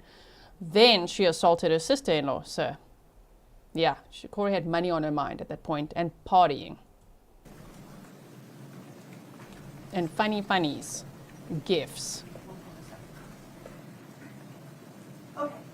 One more step, if we could go back to 340, which has been admitted, and pull up some additional gifts that were accessed at that same time. If we could pull those up, please. Sure. There you go. Okay, so there's the picture on the bottom left-hand corner of the Midway Mansion house, right? Yes. And that one was accessed at 10:42 a.m. the morning of the 4th? Yes. And the one with the... Let's look at the others accessed. And remember, they haven't really made it clear in this cross-examination. Accessed on Kouri's phone. Accessed PNG files. Okay? So we have some champagne popping up here. Yes, we have a picture of the Midway Mansion that she was focused on closing on and having a party at. And then we have whatever's going on here. Okay. Champagne is also that exact same time? Yes. And the one with the farmer is that exact same time? Yes. And we know for sure that the one on the bottom left was sent the day before. Because we just looked at that, right? And you refreshed your recollection. Yeah, I don't know if the Careful now. part of the extraction that we're looking at right now is saying that that's where that came from. I don't know if that's the same file path, but that photo is the same. Perfect, thank you. Okay, we can take that down now. That it wasn't perfect and doesn't prove that it was sent the day before. They didn't even, the digital forensic expert, thank you Kay Wilson for spoiling the mods with 5 trial coffees. The digital forensic expert said that you can't see whether it was sent or received or who sent or received. You can only see that Kouri accessed those images. Okay. All right, I also want to talk to you about, sorry, startle me. I also want to talk to you about the Google searches that were testified about here that were on Ms. Richins' phone or computer or both.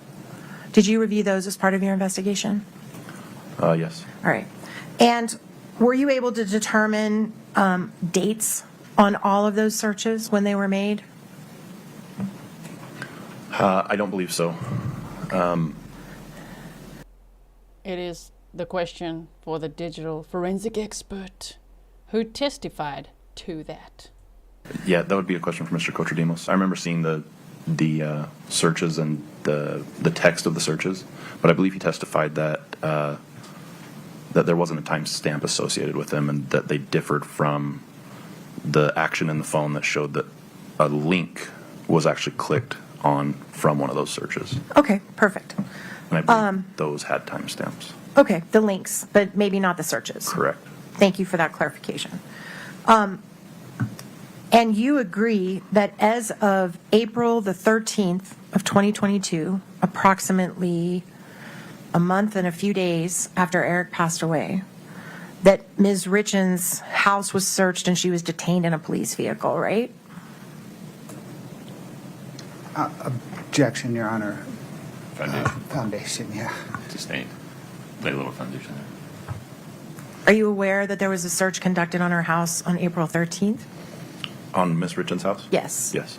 And are you aware that while that search was being conducted, Ms. Richins was temporarily detained in a police vehicle for a period of time? Objection, Your Honor, calls for a legal conclusion. Overruled on that. Go ahead. I think the word detained is the problem there. I think there's been dispute over whether or not she was detained. But she was spoken to. She was asked to wait in law enforcement's vehicle until the lead detective could come speak to her about what was going on at the search. Okay. So the searches on the website, fair to say that all of those searches are believed to have occurred after April 13th of 2022? I don't know. Like I said, I don't know there were timestamps on the searches, so I can't be sure. Did you ever interview any of Kouri's family or friends and ask them if they were responsible for any of those, or if they'd ever seen Kouri do it, or who did those searches? No. Okay. All right, I'd like to talk about the orange notebook for just a moment. If you missed it, yesterday, when Detective O'Driscoll was on the stand and it was direct examination, they brought up the orange notebook, which is essentially Kouri's diary that they found inside the home at some point during all these search warrants, but it was found later. And it was her narrative of what happened on March 3rd and 4th. And it does not match what we saw on the body cam, what we heard on the 911 call. So it seems to me like it was a story, maybe as part of another book that she wanted to write. I don't know. Anyway, it was her narrative, her version of events of what happened on March 3rd and the evening, and then when she found Eric deceased, right? The orange notebook. Another note that they brought up, which I feel like the state didn't make clear to the jury what that was. It was, we know what it is based on, pretrial hearings and things. It was a note, like a piece of paper that Kouri had scribbled things on, like a timeline, and the state had alleged that it was Kouri trying to keep her story straight for Detective O'Driscoll, while she was being questioned, interviewed, all that. So that was just silently given to the jury. Nothing was read out except for the walk the dog letter. That, finally, we heard the witness read it out loud. Because so far in this trial, the state has elected to just silently show the jury text messages and notes and things. And we're like, So I've been reading that to you, right?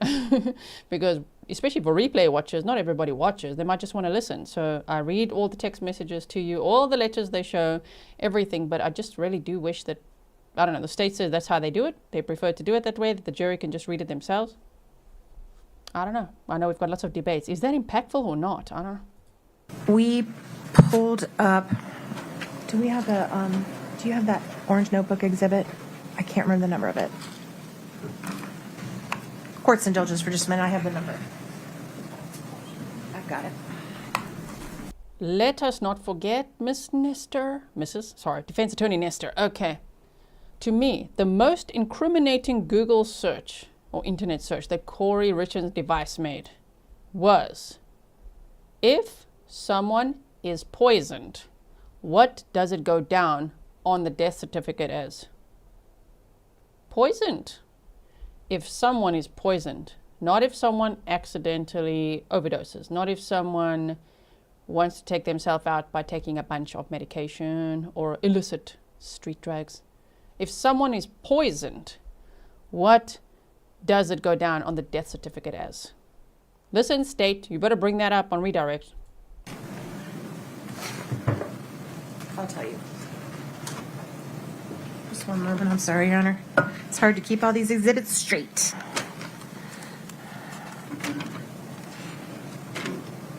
Can we put up Exhibit 2-66R? It's admitted, Your Honor. Oh, wait, I'm sorry. Before we do that, can we put up Exhibit, 2-66R? That's correct. We don't have they redacted part of it, and we don't have that. Scott, 2-66R, please. Would he be so kind? I don't want to accidentally put something up that was redacted, Your Honor. My apologies. We'll fix that. It's okay. One moment, please. Scott, if we do our normal dance, I'd appreciate it. Stefan, you make me think now. Did the state show the poison search? I think they did. I think I read it from the screen, meaning not from the documents we have, which are unredacted. I think they did show it, but silently. We read it together, right? So the jury saw it, yes.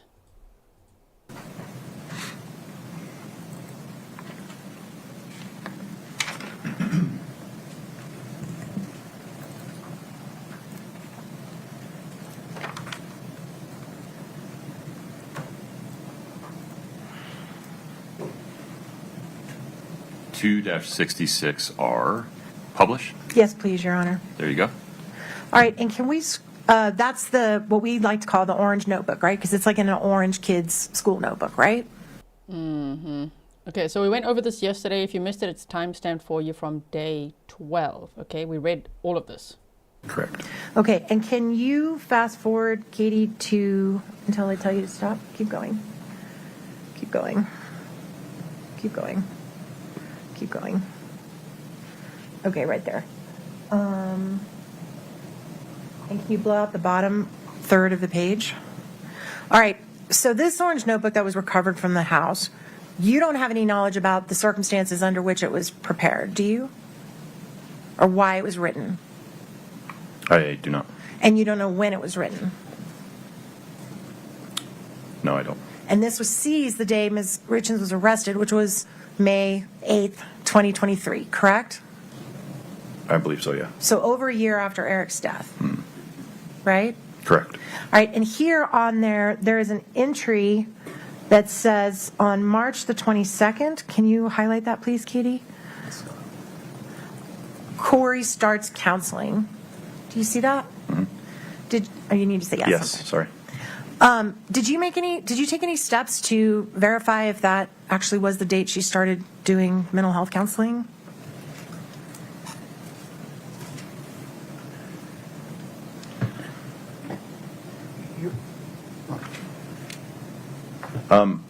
I didn't learn anything about her counseling from interviews that we conducted. We did get Kouri's medical records, and I don't remember if a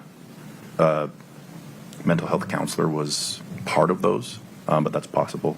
And I imagine as I forgot the word you used, as a Lead detective. I don't know why. This defense attorney can't say lead detective. She's like the head of detectives. He's like lead detective. She's like, oh, sorry, I want to use your terminology. Okay, it's like, okay, so the lead detective. serious crime investigator, homicide investigator, detective, death scene investigator. You've dealt with a lot of victims and family members who've been traumatized by a death and have required counseling. Is that fair? My involvement with victims doesn't usually go that far to know whether they sought counseling or not. We refer them to the Victims Advocate Service, and they're much more equipped to help them with that. Great. And have you ever heard of what's called trauma journaling? No. Do you know what that is? No. Okay. Your Honor, maybe approach on. I'll move on. I'm done with that. You know, Your Honor, maybe we approach. No, it's fine. I'm done with it. She was trauma counseled. If that wasn't a HIPAA violation, put the therapist on the stand. Can't do that, can't do that. That's unethical. But you know what I mean? That would be interesting. What was she like, eh? Were you approaching or moving on? Why? We're moving on from the subject matter. No need to approach. Got it. we are moving on from the subject matter. Very good. All right, you also talked about the fact that you found it, I think you said suspicious, but I don't want to put that word in your mouth, but it was of significance to you that Carmen had placed Mr. Richins' obituary on her memory wall or her inspiration wall or whatever. Is that right? I noticed it, yeah. I mean, Okay. it was something that caught my eye. Did you happen to notice if there were any other obituaries right around it or next to it? No, I didn't particularly notice. Can we pull up exhibit?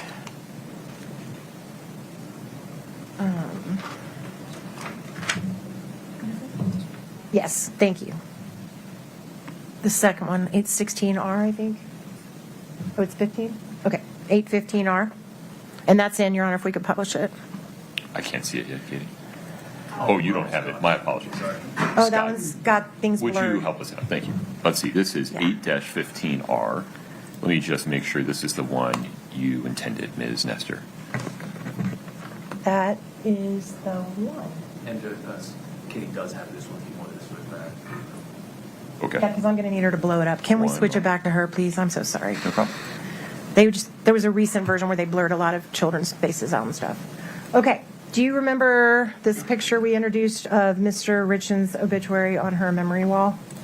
Yes. Can you please blow that up, Katie? Okay, so we can see it over here. So this is Carmen Lauber's wall. And she had Eric Richins, like a newspaper clipping, the obituary right in the center. And it was about her overcoming addiction and going through drug court and trying to do better is what she said, right? So she put that there because it's like an inspiration of how wrong things could go, right? Okay, so I don't know what, I just want to already just quickly look at the whole picture here. What else are they going to show? Let's see.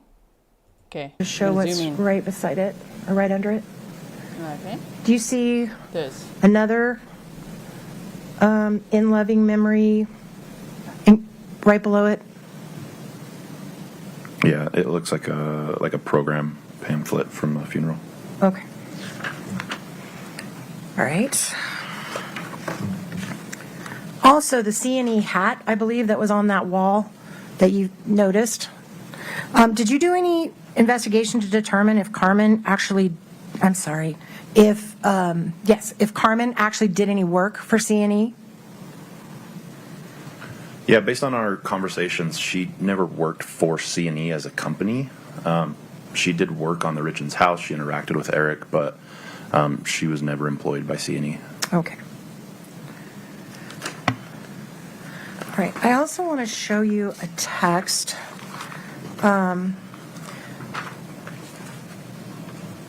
As part of your investigation of reviewing texts between Eric and Kouri, Katie, if you could pull up Exhibit 2 dash, I believe it's 9. 2-3. Thank you. That's it. Before you look at that, do you recall trying to determine, investigating whether or not Kouri was aware prior to Eric's death that at least some, maybe not the house, but at least some of the assets that belonged to them or to Eric were shielded under some kind of a trust, if she was aware of that before he passed? Yeah, that was part of our investigation. All right. And did you review conversations she had with people about that and texts about that and things about that? I didn't have any recorded conversations that she had had. I guess it depends on the timing that you're asking about. Okay. I'd like to refresh your recollection and see if you look at these texts, if it reminds you if this is one of the things you looked at in trying to make that determination, okay? Okay.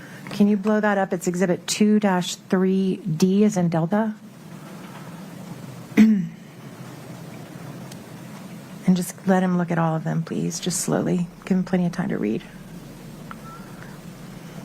I'm trying to think what the point was of the defense pointing out that it's not, is it to minimize that Eric Richins' obituary was right in the center of that whole collage, or like what?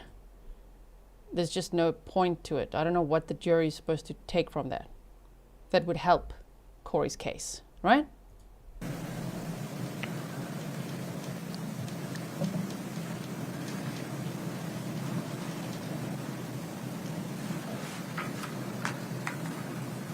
Can you go back up? I think we're missing that one. There you go, the next page.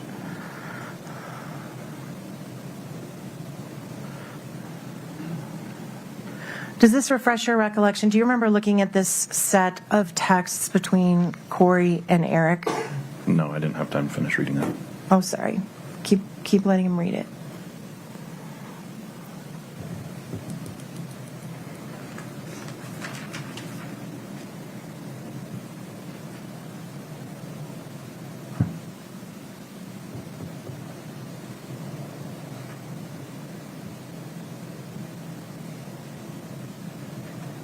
Okay. Does that refresh your recollection? Do you remember reviewing this series of texts between Kouri and Eric relating to the trust? I don't remember, and the context of those messages, I can't say that that's what they're talking about. Okay, so this does not refresh your recollection? No. Okay, court's indulgence for just one moment, Your Honor.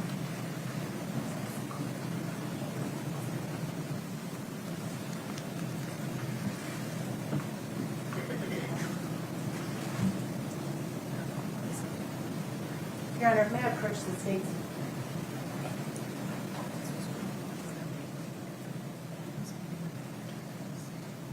not true.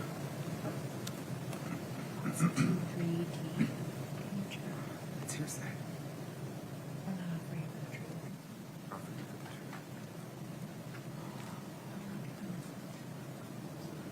I think in my response to that, like I said, either hearsay or offer by you.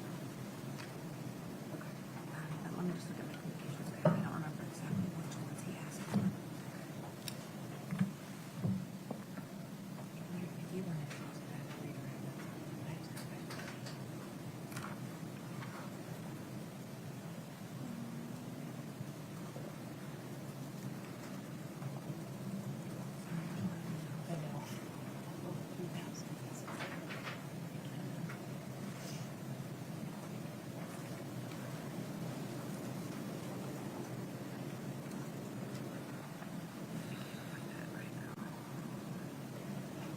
all right, we'll just hold on.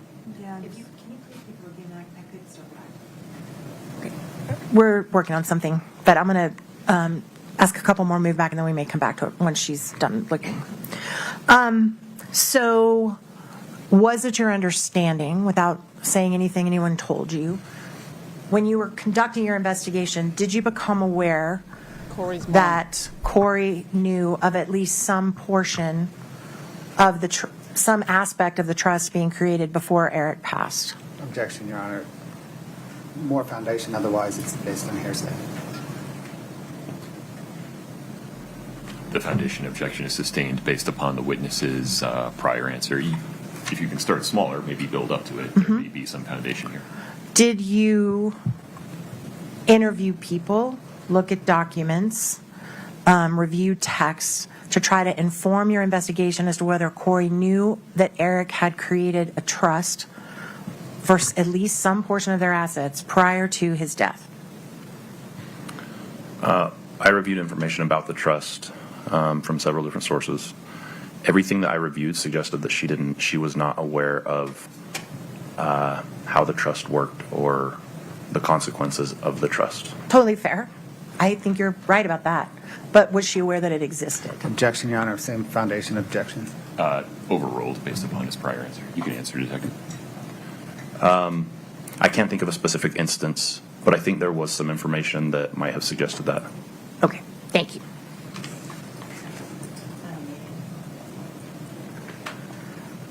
All right. Now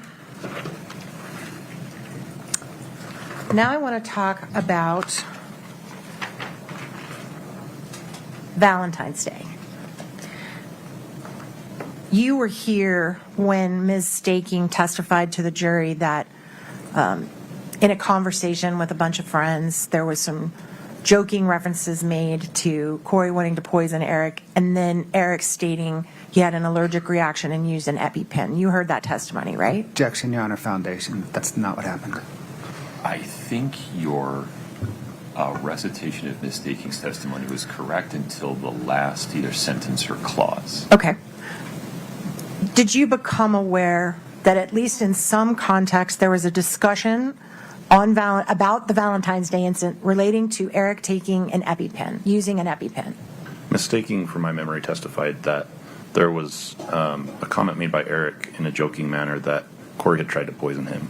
And then she said that Kouri's explanation was that it was an allergic reaction.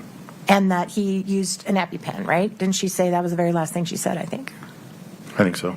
Okay. So did you do any investigation into whether or not Eric was treated regularly for allergies? Yes. And in fact, he had an allergy doctor, is that correct? Yes. And he had an EpiPen device in the master bathroom that was recovered during the first search. Probably. I know that there were some located in the refrigerator on one of the searches. EpiPens, that is. Did you ever investigate whether Eric discussed this allergic reaction with his doctor, his allergy doctor? I believe one of our investigators contacted the allergy doctor and conducted an interview. I don't remember what the results or content of that interview was. Did you determine what Eric was allergic to? Was he allergic to avocados or wheat or peanut oil? Do you know? From what I remember being told by the investigator that had that conversation, it was like seasonal allergies, trees, grasses, dander, things like that. Okay. Were you ever able to confirm that Eric ever sought any medical treatment for what allegedly happened to him on February 14th? Just that in his text message, he mentioned that he might go to the hospital. So I don't know for sure if he did, but he was feeling bad enough that he thought he might need to. Were you ever able to confirm that he did? No. Okay. All right, I want to also talk to you about Miss Susan Kohler. Do you know who Susan Kohler is? Yes. Who is Susan Kohler? She's an associate of Carmen Lauber's. She worked for Doreen Kouri cleaning houses with Carmen Lauber. Okay. And in the course of your investigation, what did you determine, if anything, was the role that Susan Kohler played with respect to this case? We determined that she sold, I think the number was 15 to 20 Roxy's or prescription narcotic pain pills to Carmen at the request of Miss Richins. Okay. And was Miss Susan Kohler offered immunity like Crozier and Carmen Lauber were? Objection, Your Honor. Do you know? What's the basis of the objection, Mr. Bloodworth? Or do you need to approach? Relevancy. Approach for 1 second. Oh, her face has come alive again. There it is. So how long was she able to shame? Like 2 hours max. Not even, wait, the jury came in 40 minutes since the jury's been in. And Kouri can't control her face. She tried for 40 minutes. Attitude seeping out again.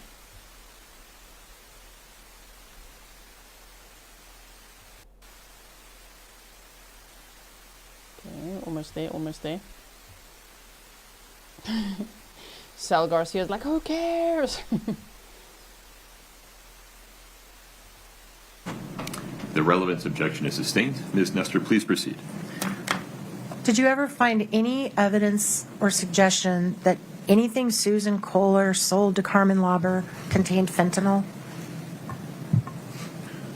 We found a bag of loose, I believe they were hydrocodone pills, in the mudroom walkway cabinet in the house. They were tested. They did not contain fentanyl. Thank you.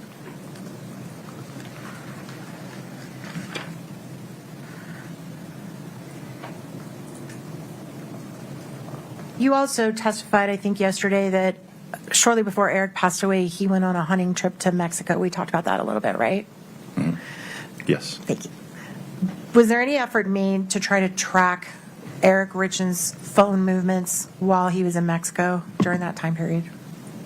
I don't believe we were able to get any kind of GPS location data from Eric's phone. I think the location data came from call detail records, as was demonstrated by Mr. Cocherdimos. Okay. And you also reviewed the phone calls. Well, strike that. I'll strike that, Your Honor. Also, sorry, just a delayed thought here about the hydrocodone pills being found in what, like a baggie? Loose pills in the mudroom of the house. So Kouri, the mother of 3 boys, grieving widow, is like, oh my word, my husband died from a fent overdose, which she Googled poisoning, right? Okay, he was poisoned by fent. And you didn't think to throw out the hydrocodone pills, the THC gummies, at all? You just kept that in the house? She should be charged with child endangerment ×3 as well, in my opinion.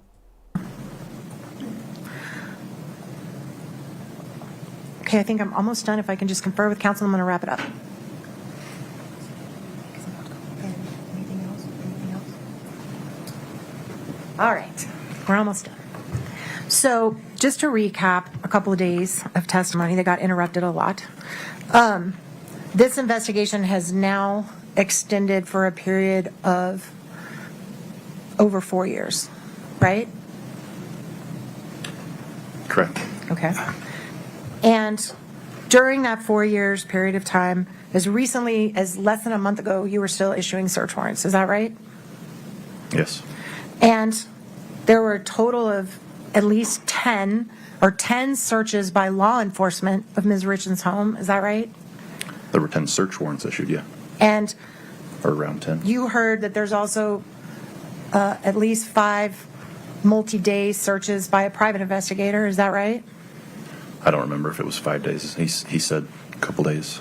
And the agencies that were involved in this case were the Summit County Sheriff, right? Correct. The Medical Examiner's Office.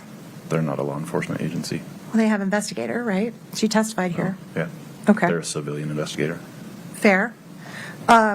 Also, there was a private investigator that was involved in this case and communicated with you and provided information. No, he was involved in the civil case. Did he provide you information? He provided our office information. I never talked to him personally. All right. The DEA was involved in this case, at least briefly. They never took any official action. Well, I should restate that. They assisted us with forensic tools, Okay. like call detail records and things like that. Homeland Security agent, or I'm sorry, U.S. Postal Service agent was at one of the searches, right? Yeah, I was aware of that. We've heard, I believe that we're over 45 witnesses now in this trial. Is that right? I haven't been counting. And in all of that, we have no murder weapon.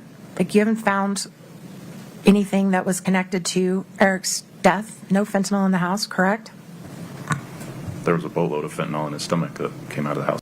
Exactly. It was in Eric.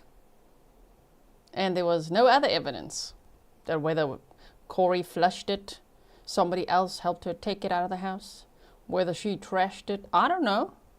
But it's weird to be like, yep, Eric did that accidentally or intentionally, whatever the defense. They seem to not go down the intentional route. They're more like accidental overdose. No THC in his system. And no sign of any of that on his nightstand, by the bed, nothing. It's clean, clean, clean. Why the hell would Kouri clean up like that then? Do you know what I mean? That's such a red flag. With him. Other than this, what's in his stomach? Did you find anything else that had fentanyl in it? No. Okay. You can't say how the fentanyl was administered, right? Orally. Besides oral. You can orally, but they also confirmed that yesterday. The medical examiner said it. They know it was ingested somehow.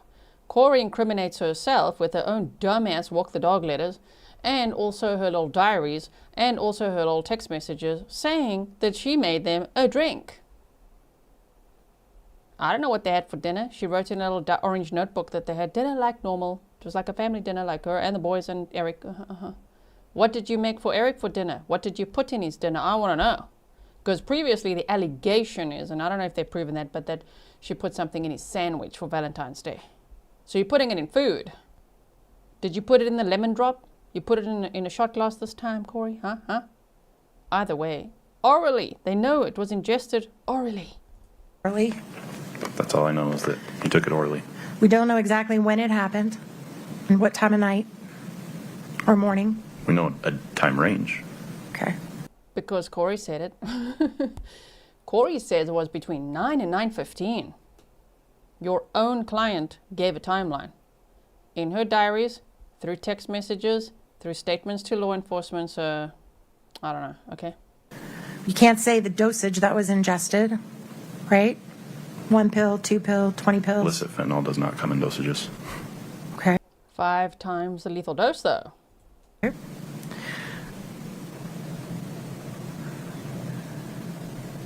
Sorry for interrupting a lot. This might annoy some people. Like, why do you have to keep on interrupting? Because I want to state the facts. 5 times the lethal dose. We don't know exactly how many pills that might be, but Kouri bought 120 of them approximately, which they clarified yesterday. You know?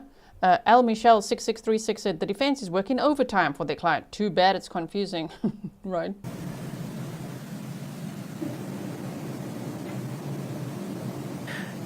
You can't say what was ingested on Valentine's Day at all, correct? Fentanyl is definitely ingested. Oh, I'm sorry, on Valentine's Day. Yes, on Valentine's Day. Did you see my face? I was like, when he just said, oh, fentanyl was definitely ingested on Valentine's Day? What do you mean, sir? Oh, sorry, Valentine's Day. Well, we saw the receipt of the sandwich anyway. No, we don't have any kind of medical examiner's report of his stomach contents from that day. And on insurance fraud, we have not heard any testimony about any representations that Kouri Richins made to her insurance company, have we? Objection, Your Honor. If you put a word to it. Foundation. Well, foundation also probably then hearsay. Would you approach her and say? Damn, you jumped from Valentine's Day sandwiches to... And as for the insurance fraud... Oh, okay. Well, we saw she got out life insurance. She blew over $1 million in life insurance on herself, allegedly. Within, what was it? 3 months, huh? Whereas Eric's family, they were focused on... Eric gave them control of the trust. Katie was the executive of the trust, right? Why? To protect the children. Kouri did anything but that. In fact, she exploited them by putting their photos in a book and having an illustrator illustrate them in a book and then selling that book and then pretending she wrote it with her kids when she actually got a ghostwriter. And she said she wants to sell 100,000 copies. Okay, ambitious. How much money do you want to make, Kouri? She even spelled out to her brother how much money she could make by doing that. State's objections are overruled. If you would restate that question, if you can, exactly. I will. And we've not heard any testimony in this case about statements or representations Kouri made to her insurance company, correct?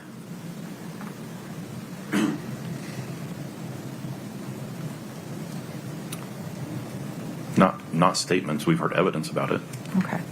And with respect to the forgery count, we've not heard any testimony one way or the other whether Eric gave Kouri permission to sign his name on documents, have we?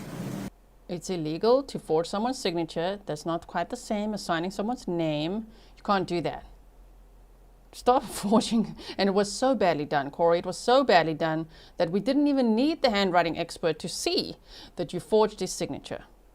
You also Googled, how long does it pay after a death certificate is issued to get the life insurance? How long for payout? With lots of spelling mistakes, but basically when do I get the money? That's what she was focused on. When is the money? After my husband died, when do I get all this money that I want? Mm-hmm. I don't think that's required to meet the forgery statute. Have we heard anything about that? Do you know one way or the other whether Eric allowed Kouri to sign his name on documents as a married couple? No, but that's still signing someone else's name, even if they give you permission, purporting it to be somebody else's signature. Okay, well, the judge is going to instruct the jury on what the law is about that. But what I'm asking you is, as the investigator, do you have any knowledge one way or the other if Eric ever said to her, hey, it's okay with me, sign my name, I don't have time to deal with it? I don't know. And in fact, we only know that he found out about the HELOC account that she took out on his name behind his back. And then she's like, sorry, but I'll pay it back, and never did. $250,000, right? And that it appears to be that she logged into the home computer and tried to change the business life insurance payout to her name. First, she made an oopsie and changed Cody's, and then she's like, oh, my bad, change it back. Let me now work on changing Eric's. That was dealt with, and Eric told his family, well, I think she's trying to poison me. If anything happens to me, it's Kouri. Okay. what we have heard is that he did give her at least one power of attorney at some point years ago, right? Objection. Well, not objection. May we approach? Sure. Thank you.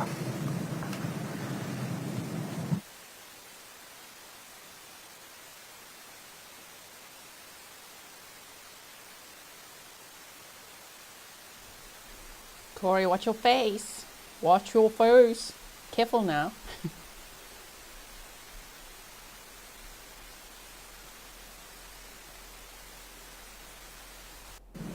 And you were here when Mr. Throckmorton... Sorry, don't want to miss a word there. Look at the judge's face. Okay, I'll withdraw that question, Your Honor. And you were here when Mr. Throckmorton, the handwriting expert, testified, and you heard him say that he could not say that Kouri Richins was who signed that document. Did you hear him say that? I heard him say that it was probably Not Eric. probably not Eric. But he could not say that it was signed by Kouri, correct? Correct. Okay.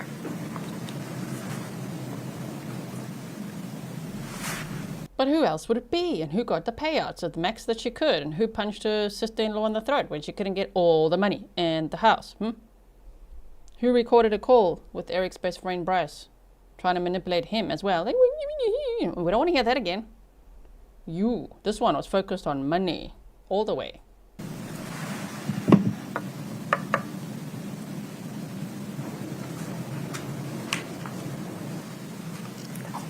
I think that's it. I appreciate your patience. Thank you, Detective. Thank you, Your Honor. We tender the witness. Mr. Let's see if there's redirect. Somebody asked, why is Kouri charged with aggravated murder? So I looked it up. Kouri Richins is charged with aggravated murder, a first-degree felony in Utah, in the death of her husband, Eric Richins. Because Utah law specifically elevates certain intentional killings to this level, and poisoning fits one of the explicit aggravating factors. So that would be why. Bloodworth, within the scope of cross, please.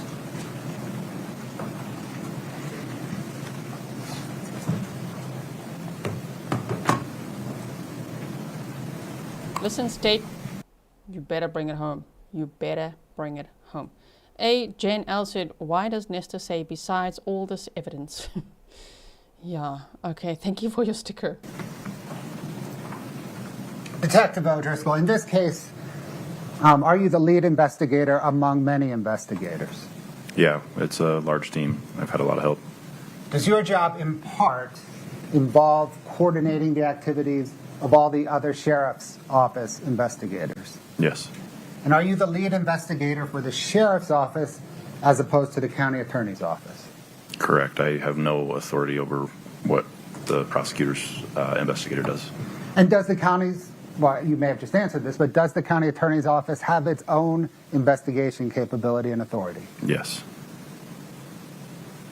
Is it your job as lead investigator to be omniscient regarding every investigative detail in this case, to include details of the county attorney's investigation? No, I can't know every single detail. It's, as defense knows, terabytes of information. And in early 2023, was your personal investigative focus on determining the source of the fentanyl that caused Eric Richins' death? Yes, because like I said at the beginning, I came into the investigations division as a narcotics officer. Before I became the lead investigator on this case, that was our focus, is investigating drug-related crimes. In early 2023, did the sheriff's office have a digital forensics capability even remotely close to the capabilities of Mr. Cochodimos? No, that's why we hired him. And in early 2023, did the sheriff's office have any forensic accounting capability whatsoever? In which year? Which day did you say? Early 2023. They had a little. I mean, how early? Not till March and April. Well, let me ask you this. January, zero. And any forensics accounting capability close to that of Brooke Carrington? Oh, I'm sorry. Did you say forensic accounting? Forensic accounting. I'm sorry. I misheard. I thought you said digital forensics. No, the sheriff's office has no experts in forensic accounting. And is part of the reason that they have no forensics accounting experts and minimal digital forensics experts because you have a small office, right? Yeah, it's relatively small. Did the county attorney's office become involved in this case in early May of 2023 when it charged Kouri Richins? Yes, we only met with the prosecutors about a week before to give them our probable cause information. Subsequent to charging Ms. Richins, did the county attorney's office engage Mr. Cochodimos and Ms. Carrington? Yes. And is Mr. Cochodimos the investigator who analyzed the digital forensics, including cell tower mapping and cell phone data? Yes. And was it Ms. Carrington that investigated and analyzed the forensic accounting, including the closing on the Midway Mansion? Yes. And does the state provide the material from each of their investigations to the defense in discovery? As far as I know, yes. Do you recall in cross-examination when defense counsel picked a sentence from a May 2023 interview of Carmen Lauber, where it was either you or Detective Maynard told Carmen Lauber that she was something like the biggest piece of the puzzle? Yes, I remember that. What was the context of that comment? She said something about, can we just lay out all the information, all of the pieces in front of us? Because we were trying to establish a timeline. And we told her, you're the biggest piece. You're the biggest part of the information that we don't know. And She had the And that happens in many cases. Adam Montgomery's trial comes to mind when Kayla had to take the stand, was the star witness, right? Even the Megan Jackson trial, same. So, I don't know. It's normal to have a star witness like that who is the biggest piece of the puzzle. They need their testimony to proceed. information. Sorry, I didn't mean to interrupt you. And did that context involve a piece of the drug purchase timeline rather than a piece of this whole giant case? Correct. The timeline of her involvement, not necessarily the entire case.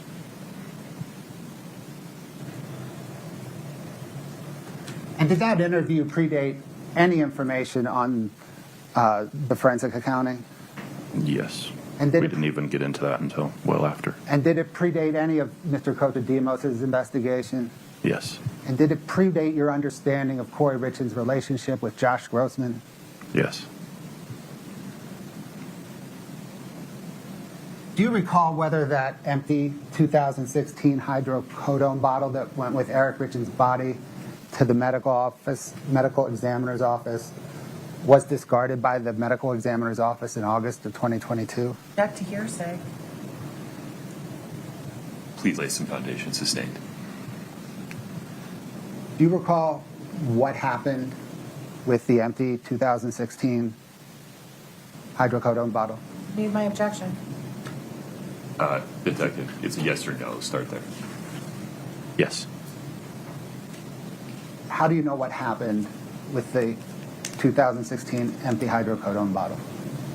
I was told by other investigators that they're Objection. Sustained on hearsay.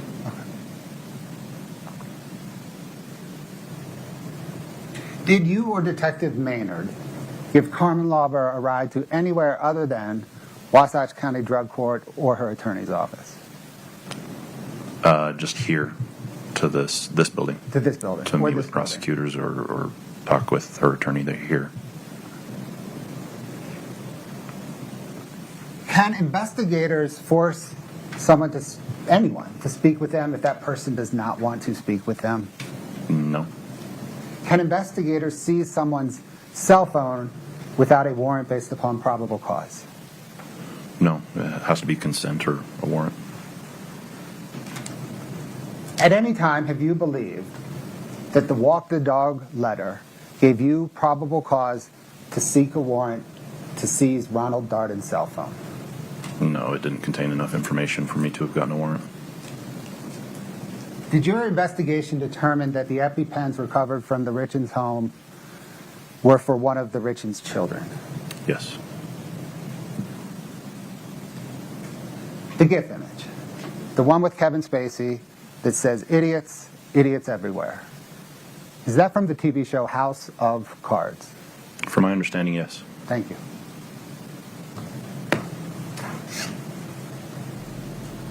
Vicky Robinette said, Kouri is a self-snitcher. Guilty for sure. She is a self-snitcher. That walk the dog letter was damaging to her case. They brought it in yesterday through this witness, the state, right? So if you missed it, he even read it out loud. We were like, wow, he's reading it out loud. I don't know how Kouri can explain that one away. She was definitely trying to, in my opinion, which is the state's opinion too, right? And they're trying to coach her mother on what to tell her brother to say. Like if they testify, they need to make the connection with Eric and getting drugs in Mexico and all of that. So she's a self-snitcher, definitely.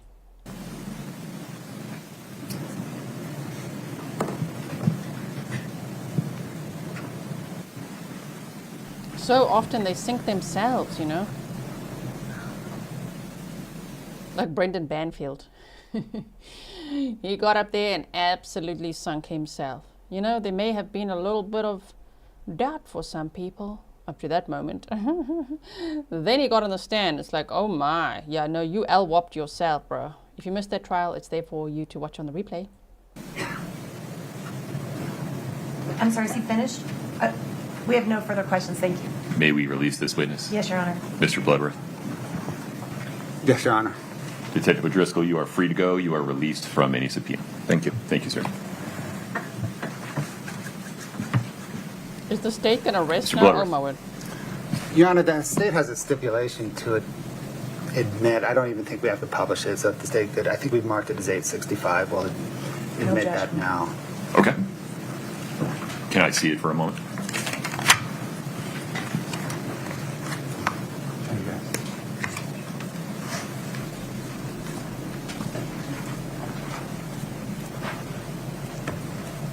What is the stipulation now? Maribeth King said, gee, wouldn't some substance be found in or on the glass? Potentially, but they didn't think it was a crime on day one. You know, medical emergency, wasn't sure what happened. The autopsy took some time. And by then, I mean, already by the next morning, Kouri had cleaned everything up, cups washed, everything washed, apparently. So, too late by the time they got to then.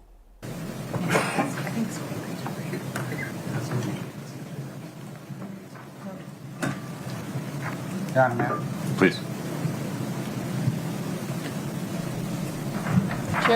Sherry says, let's not forget that she has Do you want another me to... whole slew of charges. 26 others. There will be another trial. There's the civil case, and then there's 26 other felony counts of financial crimes. She's having lawsuits left and right. She's got charges all over the place. This is trial one. Can you imagine? 26 other financial crimes. That trial date has not been set yet, but there's a whole bunch there. give the Mujisik stipulation of fact preamble and read this to the jury? Or do you want to just admit it? Your Honor, I think if we can just admit it now, during jury instructions, when the court would instruct on that, we can read this. All right, we'll have a discussion about whether to convert this into a stipulation of fact instruction when the time comes. Right. Thank you, Your Honor. Okay. States Exhibit 8-65, titled Stipulation of Fact, is admitted by stipulation between the parties. Mr. Bloodworth. Your Honor, state's in an interesting posture. Do you need a moment on the record outside the presence of the jury? We do. Okay. I think this would be an appropriate time to just set a schedule for the rest of the day. Are we going to be able to, it seems likely to me, you tell me, that we'll be taking a recess now but not coming back for about 90 minutes. Does that sound about right? Your Honor, that's my sense of it. I'm waiting on a defense decision. Okay. Well, in either way, I'll bet you a steak dinner it's going to be about 90 minutes, but we're going to rise for the jury, and I'll send out word through the bail. All rise for the jury. It's a lot of steaks.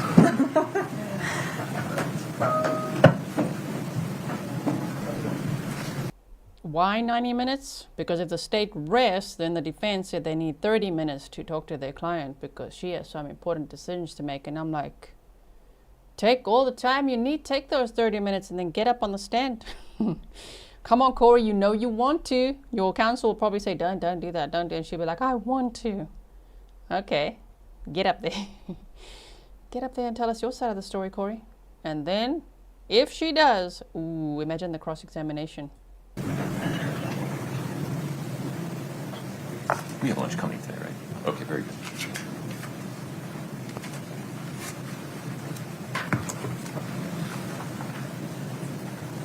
That's fine.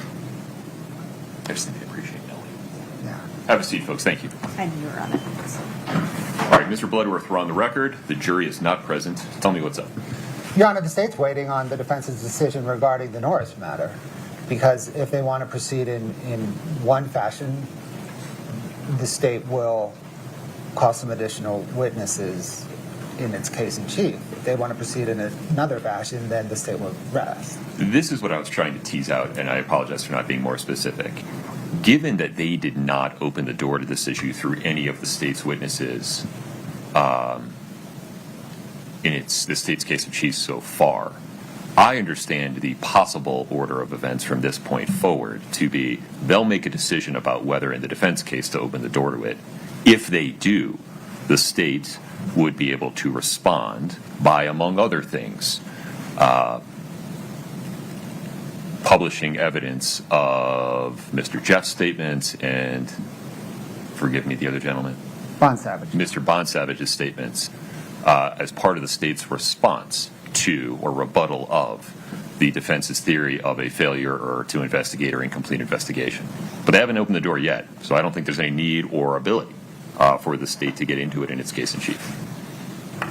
Okay, Your Honor, then the state rests. Okay. With the state having rested, Ms. Nestor, the defense... Whoa. Okay, so, wait, we need to write down this. But the state hasn't rested in front of the jury, right? Not yet. But the state rests. Okay, so, look at Miss Nestor. She's ready. Defense's case, bring it on. And look at Kouri. What, is this the moment I say I want to get on the stand? Yes, Kouri, say it now. Okay, sorry. Let's have a motion. We do, Your Honor. Mr. Ramos is going to take care of that. Of course he is. Mr. Ramos, please, I dare you to do it with the same attitude you had on day one. Talk to the judge like that. Just for entertainment purposes for us, okay? Because, whoa, that was hectic. If you guys didn't see cross-examination on day one, sure, I don't think he'll do that ever again. Anyway, so obviously it's going to be what? Is this the motion? It's a judgment of acquittal, hey? Here we go.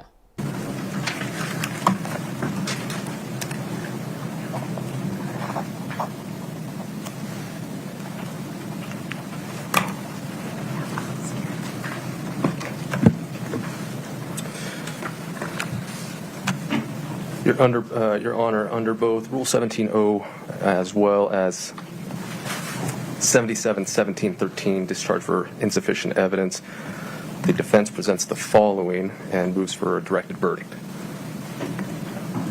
At the conclusion, this is just for the record, Judge, as Your Honor knows, at the conclusion of the evidence by the prosecution, which has just been done, the court may issue an order dismissing any information or indictment or any count thereof upon the ground that the evidence is not legally sufficient to establish the offense or offenses charged therein or any lesser included offense. Judge, based on the evidence that has been presented over the past 10 days or so, including all inferences, of course, that can be reasonably drawn from the evidence, it is the position of the defense that some evidence exists from which a reasonable jury could find that some, however, not all of the elements of the crimes that have been proven beyond a reasonable doubt. In terms of the sufficiency of the evidence, Judge, I'll start backwards, starting with count 5. With regards to the forgery, even looking at all the inferences in favor of the state, we do not believe that the state has proven a specific intent to defraud as it relates to the forgery. There's no proof that the signature was done without Eric's authority. And even assuming that the defendant, Ms. Richins, signed on behalf of Eric with or without permission, that itself does not conclusively presume that because she signed the name of Eric, that a forgery has occurred. The act, in other words, of signing another's name without permission doesn't constitute forgery, again, unless it was done with the intent to defraud, which we don't believe it has been met here.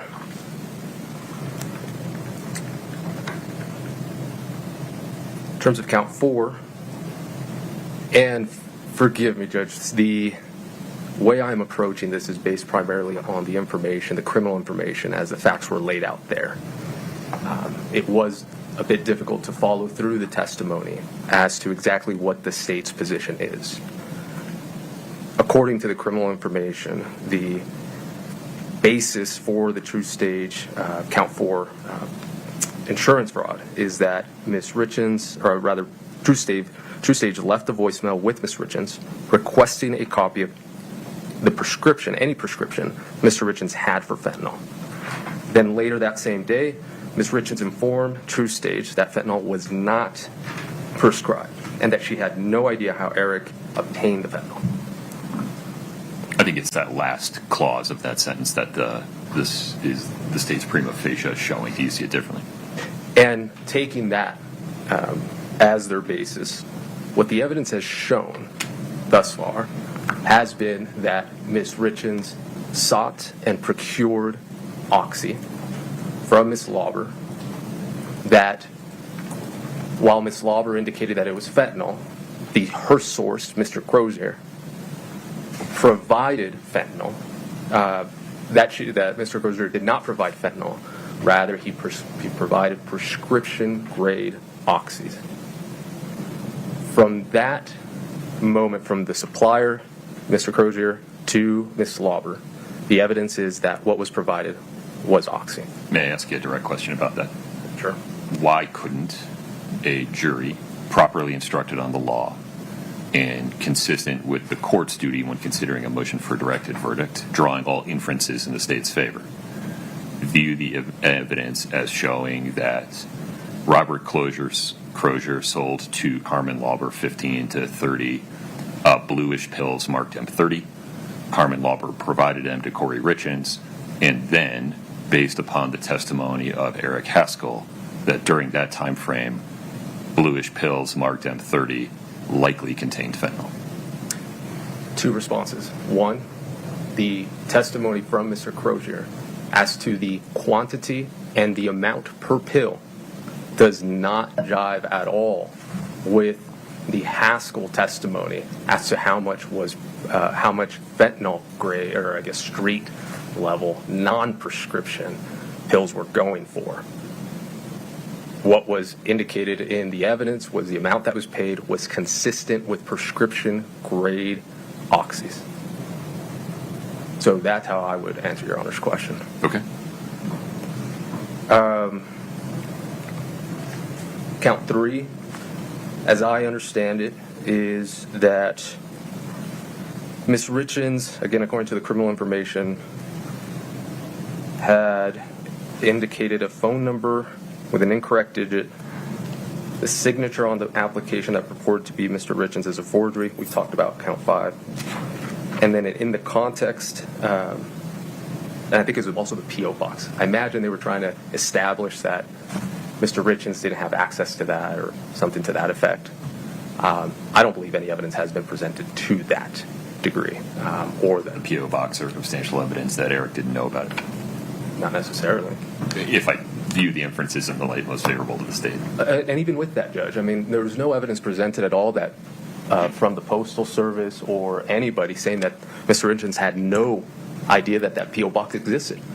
There was a statement and a question made by, I believe, the state, but no evidence was presented to show that that was actually the case. That's how I would answer your Honor's question.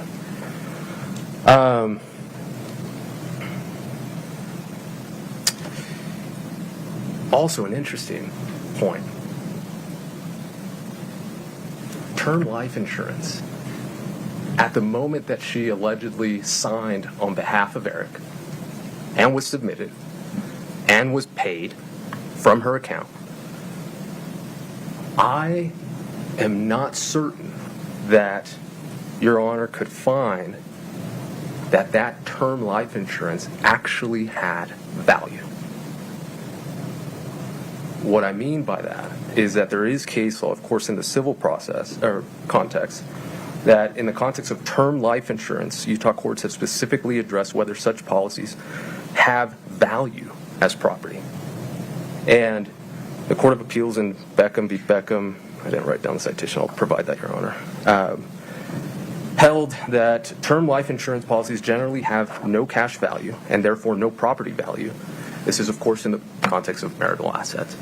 So I bring that up. I think that's an interesting point. Obviously, it was marked for $100,000, but the actual value of that, I don't know, it raises an interesting issue. Doesn't the statute talking about the elements of that particular crime for count 3 talk about property, money, or things obtained or sought to be obtained?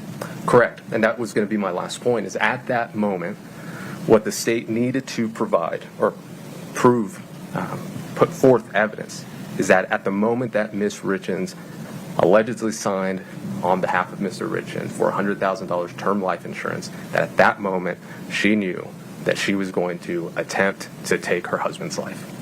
And I don't believe they've met that, Judge. That's how I would answer that. Okay. With regards to count 2 and 1, most of these arguments overlap, but I will attempt to keep them separate, Judge.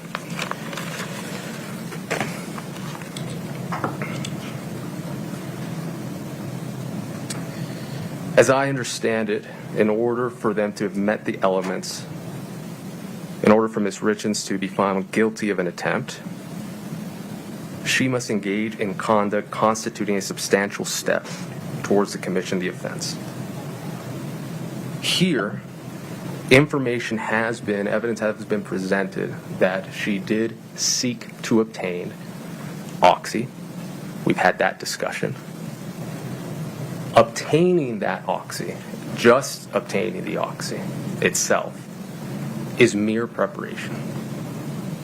There is case law, as I'm sure Your Honor is aware, in State v. Johnson, 821 P2D 1150, that indicates that that is not enough. Coupled with the information that we just discussed as to whether it was oxy, whether it was fentanyl, I believe that's even Ms. Richins' case currently is even in a better posture than Ms. Johnson. So with that, if we look at it in the context of the Valentine's Day, there is no evidence at this point that what was obtained was fentanyl, one. Even if it was oxy and she sought to obtain that, beyond that, there's nothing else, no other evidence that indicates that Ms. Richins took those pills, the greenish blue ones, I think at that time 15 milligrams is what Mr. Crozier said, and did anything else with it. I think the evidence as to Mr. Richins ingesting a sandwich is clear. In terms of Ms. Richins picking it up, absolutely. That his reaction was a result of that and not anything else, I believe that the evidence is scant. Your Honor has a question. No, I'm following you. I will say that even in the Johnson case, the evidence was clear that the defendant in that case had actually obtained a specific type of drug, methamphetamine. So even in that case, they knew exactly what was obtained. Here, it's unclear what was obtained. I will add this before I forget. It relates to all of this in your prior question. In terms of the pills, Ms. Lauber testified the amount of pills that was significantly different from what Mr. Crozier had indicated, as well as the packaging. I believe that's important in the court's consideration in terms of what type of pills ultimately were given from Mr. Crozier to Ms. Lauber. This same argument, not to rehash it, applies to count 1. And it leaves us with the administering of the drug. Zero evidence has been presented besides that fentanyl was in his system, in his gastric, and it was possibly orally ingested. There has been no evidence in terms of the administering of whatever it was at all. Judge, for those reasons, the defense requests that Your Honor exercise your duty under both the Rule 17 as well as the Code, and we move for directed verdict on those counts, Judge, for those reasons, unless Your Honor has any questions. I do not. You'll get the last word. Thank you.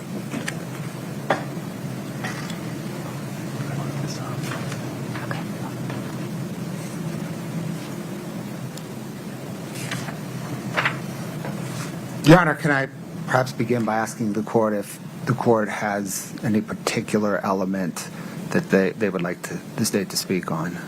No, I understand the standard. I believe I understand the state's theory on each of the counts, especially 1, 2, 3, and 4. Speak to count 5 if you want to. Specifically, Mr. Ramos's argument regarding lack of believable evidence regarding intent to defraud.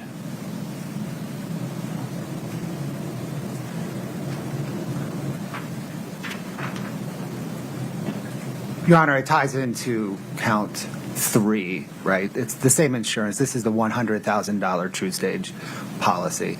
And the scheme charge, the scheme fraud in count 3 is that Kouri Richins, at the time she took out that $100,000, well, this is interesting. The timing doesn't matter for count 3, but the timing does matter for count 5. That as it relates to count 5, at the time she forged Eric Richins' signature, she intended to defraud. I think the evidence that supports her intent is the fact that nothing on the face of the application indicates that Eric would know of this application, right? The mailing address, the email address, the phone number, everything, the payment, everything comes back to Kouri Richins. And she signed this, I think it was late January 2023, at a time when she had... January 29, 2022, correct? I'm sorry, 2022. It was the end of January 2022, at a time when she had already begun asking Hayden Jeffs and Carmen Lauber for drugs of some sort, at a time when she had already expressed her interest in starting a fresh life with Josh Grossman, and at a time when she had told Becky Lloyd that she would be better off if Eric was dead, and at a time when she had told Josh Grossman if he would just go away. So there is sufficient evidence. See, all of that, they need to make sure that they make that clear to the jury, because that just reminded me, oh yeah, that's how we also know that she forged that, because the mailing address was to her P.O. box. The email address was her email address on those forms. The phone number, the forged signature. Make that clear to the jury, right?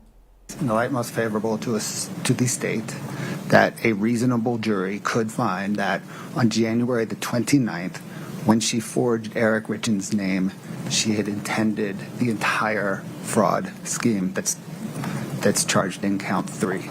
Understood. Anything further? No, Your Honor. Okay. Thank you. Mr. Ramos, anything further, sir?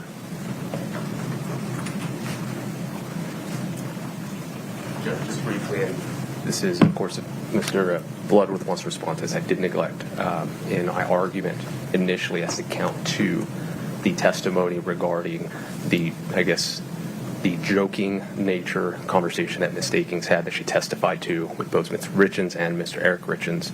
Of course, Your Honor, heard that, so I would just add that for the record. Understood. Thank you. Thank you. Mr. Bloodworth, anything?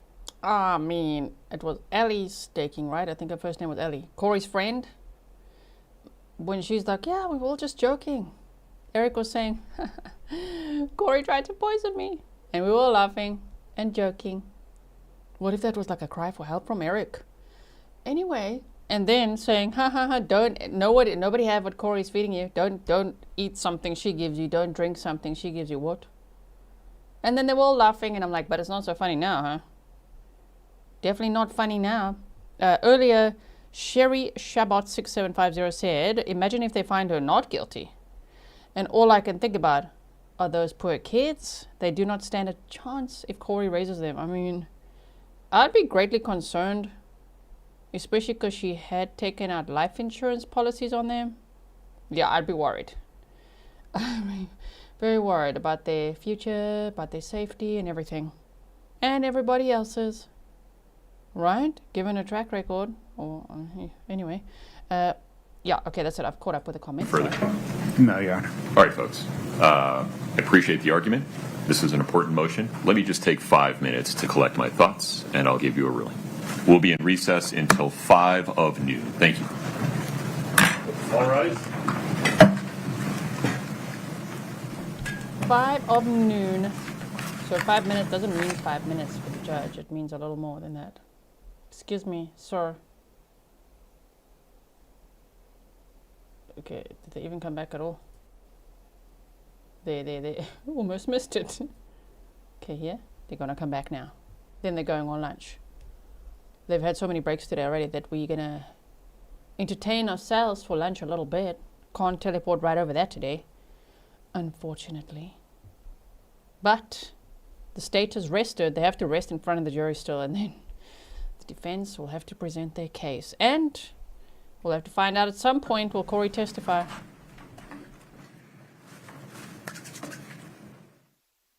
I like the way the judge always rubs his hands together like, all right, let's get going. Okay, we're back on the record in case 231-500-139. Counsel for the state are present, counsel for defendant and the defendant are present. The issue before the court is defendant's motion for a directed verdict, seeking dismissal of counts 1 through 5 in the operative information.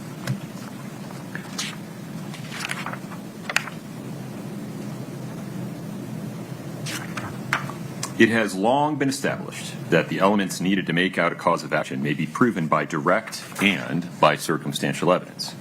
And if there is any evidence, however slight or circumstantial, which tends to show guilt of the crime charged or any of its degrees, it is the trial court's duty to submit the case to the jury. When evaluating a motion for directed verdict, the court is not free to weigh the evidence and thus invade the province of the jury, whose prerogative it is to judge the facts. Rather, the court's role is to determine whether the state has produced believable evidence on each element of the crimes from which a jury, acting reasonably, could convict the defendant. Not will, not would, but could. Moreover, the evidence must be viewed in the light most favorable to the state. Applying these legal principles as announced by the Utah Supreme Court in State v. Montoya, 2004, UT 5. The court finds that the state has established a prima facie case against defendant Kouri Richins by producing believable evidence of each element of each crime charged in the operative information. Defendant's motion for directed verdict is respectfully denied. Ms. Nestor, you asked for time to speak with your client to make some strategic decisions. Is between now and 1 p.m. sufficient time? Yes, Your Honor. Okay. Mr. Bloodworth, anything further before we recess until 1 o'clock? Nothing further, Your Honor. Ms. Nestor? No, sir. All right. We'll be in recess until 1 p.m., just confirming that to the extent the defendant will be putting on evidence or calling witnesses, you have a couple in the wings. Is that correct? Yes, sir. Okay. 1 p.m. Thank you for your time. You have Court's a in couple. recess. Couple in the wings, huh? Okay, so right now the local time is 12:22. So, we've got some time. 38 minutes. Let's quickly go update the banner here. Hold on. McGruff said, I truly believe that the last fent purchase was intended for her kids, the sisters, or possibly his business partner. Oh my word. Can you imagine? Sure. See, that's concerning. That's concerning if they vote not guilty, if she's free to go. Ooh, that is scary. It's a scary thought, right? Okay. Thank you so much for your support. I quickly want to update the banner. Jury on lunch until 1 p.m. Mountain time. Okay, local time in the courtroom. Now, let me show you. It's actually perfect timing for what I want to show you in case you've never seen it before, because I think it's very powerful. Hold on. Just got to find the right link. Nope, that's not it. Stand by. Yes, okay. So, this was from a detention hearing for Kouri Richins, where bail was denied. It was denied multiple times. Sometimes she got a little emotional in court. This was from June 12th of 2023, okay? And, so actually, let me just make it clear for you guys. Rewatching hearing, okay? June 12th. You can hear me type. June, hey, 12th, 2023. Okay. Very powerful statements made by Amy, Eric's sister. Eric Richins, two sisters, Katie and Amy. Amy is the one that Kouri assaulted. So, let's have a listen to this one. I just want to take the frame off. There we go. Here we go. As to why Kouri must not be released. Go ahead. Dear Judge Mrazek, I'm here today to represent my brother, Eric Eugene Richins, whose life was taken in a senseless act of poisoning on March 3rd, 2022. His wife, the defendant, has been accused of committing this crime. If she is found guilty, she has committed the ultimate act of betrayal. Sorry, hold on. I'm going to make sure it's a nice size for us, like this, so we can see it full screen. There you go. There's Kouri's former attorney, Sky Lazaro. She withdrew, I think it was in May of 2024, due to a conflict of interest. We were all wondering, was it because of the walk the dog letter? What is it? Could be, I don't know. But it's apparently she's involved in the civil case, right? Okay, thank you, Joe. You said, how strange, G. I was going to recommend it to you. Ran across it yesterday. Well, here we are. Thank you so much. Eric is gone, and I am brokenhearted. He was my best friend and protector. The feeling of loss is so great it is visceral. And with the sorrow comes a wave of panic at not being able to see him again. I can never talk to him, never hug him again, and never more be a part of his life. Eric's world revolved around his family, his love for hunting, the family cattle ranch, and his intense drive as a successful entrepreneur. Being born into the Richins legacy shaped Eric's formative years and resulted in a lifetime of hard work, dedication, and fierce loyalty. At an early age, Eric learned the joys of keeping horses and cows around. He spent countless hours helping our dad work the ranch, hauling hay, feeding the animals, and mending fences. He loved our family unconditionally and was a devoted son, brother, uncle, and father. I think Kouri doesn't know what to do with her face in this hearing. It's so awkward for her. She's trying to look like sentimental, like, yeah, Eric was that person. But I don't know, I think she's struggling with it. Rachel says, what is that look on her face? I don't know. It's like a, oh, shucks, is what it looks like. But at the same time, like, make emotional eyes. I don't know. I think she needed to practice that one just a little bit more. So it's from June 12th, 2023. She was arrested on May 8th of 2023, hey? Okay. Eric was a family man who always strove to be the absolute best father and husband. He was an attentive and loving father to his 3 sons and a devoted husband to his wife of almost 9 years, Kouri, the defendant.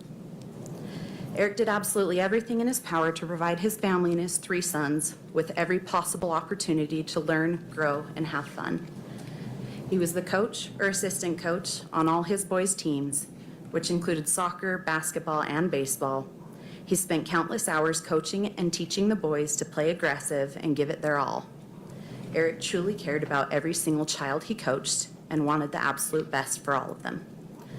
There was never a dull moment when you were around Eric, whether it was him showing up to a family dinner with no socks or the sleeves torn off of his shirt because he had to make an emergency bathroom stop along the way, or his calling to tell you he rolled the 4-wheeler for the upteenth time is stuck and he needs you to come get him. It was never boring. Eric loved to have fun and always wanted to make sure everyone else did as well. He owned almost every motorized toy possible, from 4-wheelers and side-by-sides to trucks and snowmobiles, and was so excited to share those with his sons. He had the perfect combination of business sense and foresight. He built a very successful masonry business from the ground up and helped many friends do the same. He had a special ability to build close relationships with everyone he worked with, which really allowed his business to thrive. Eric loved every aspect of his job, but most of all, he loved the people he worked for and those he worked with. Eric faithfully supported organizations that he truly believed in. He never was one that wanted recognition or accolades. He did most things anonymously and without recognition. Eric was a true champion of all people.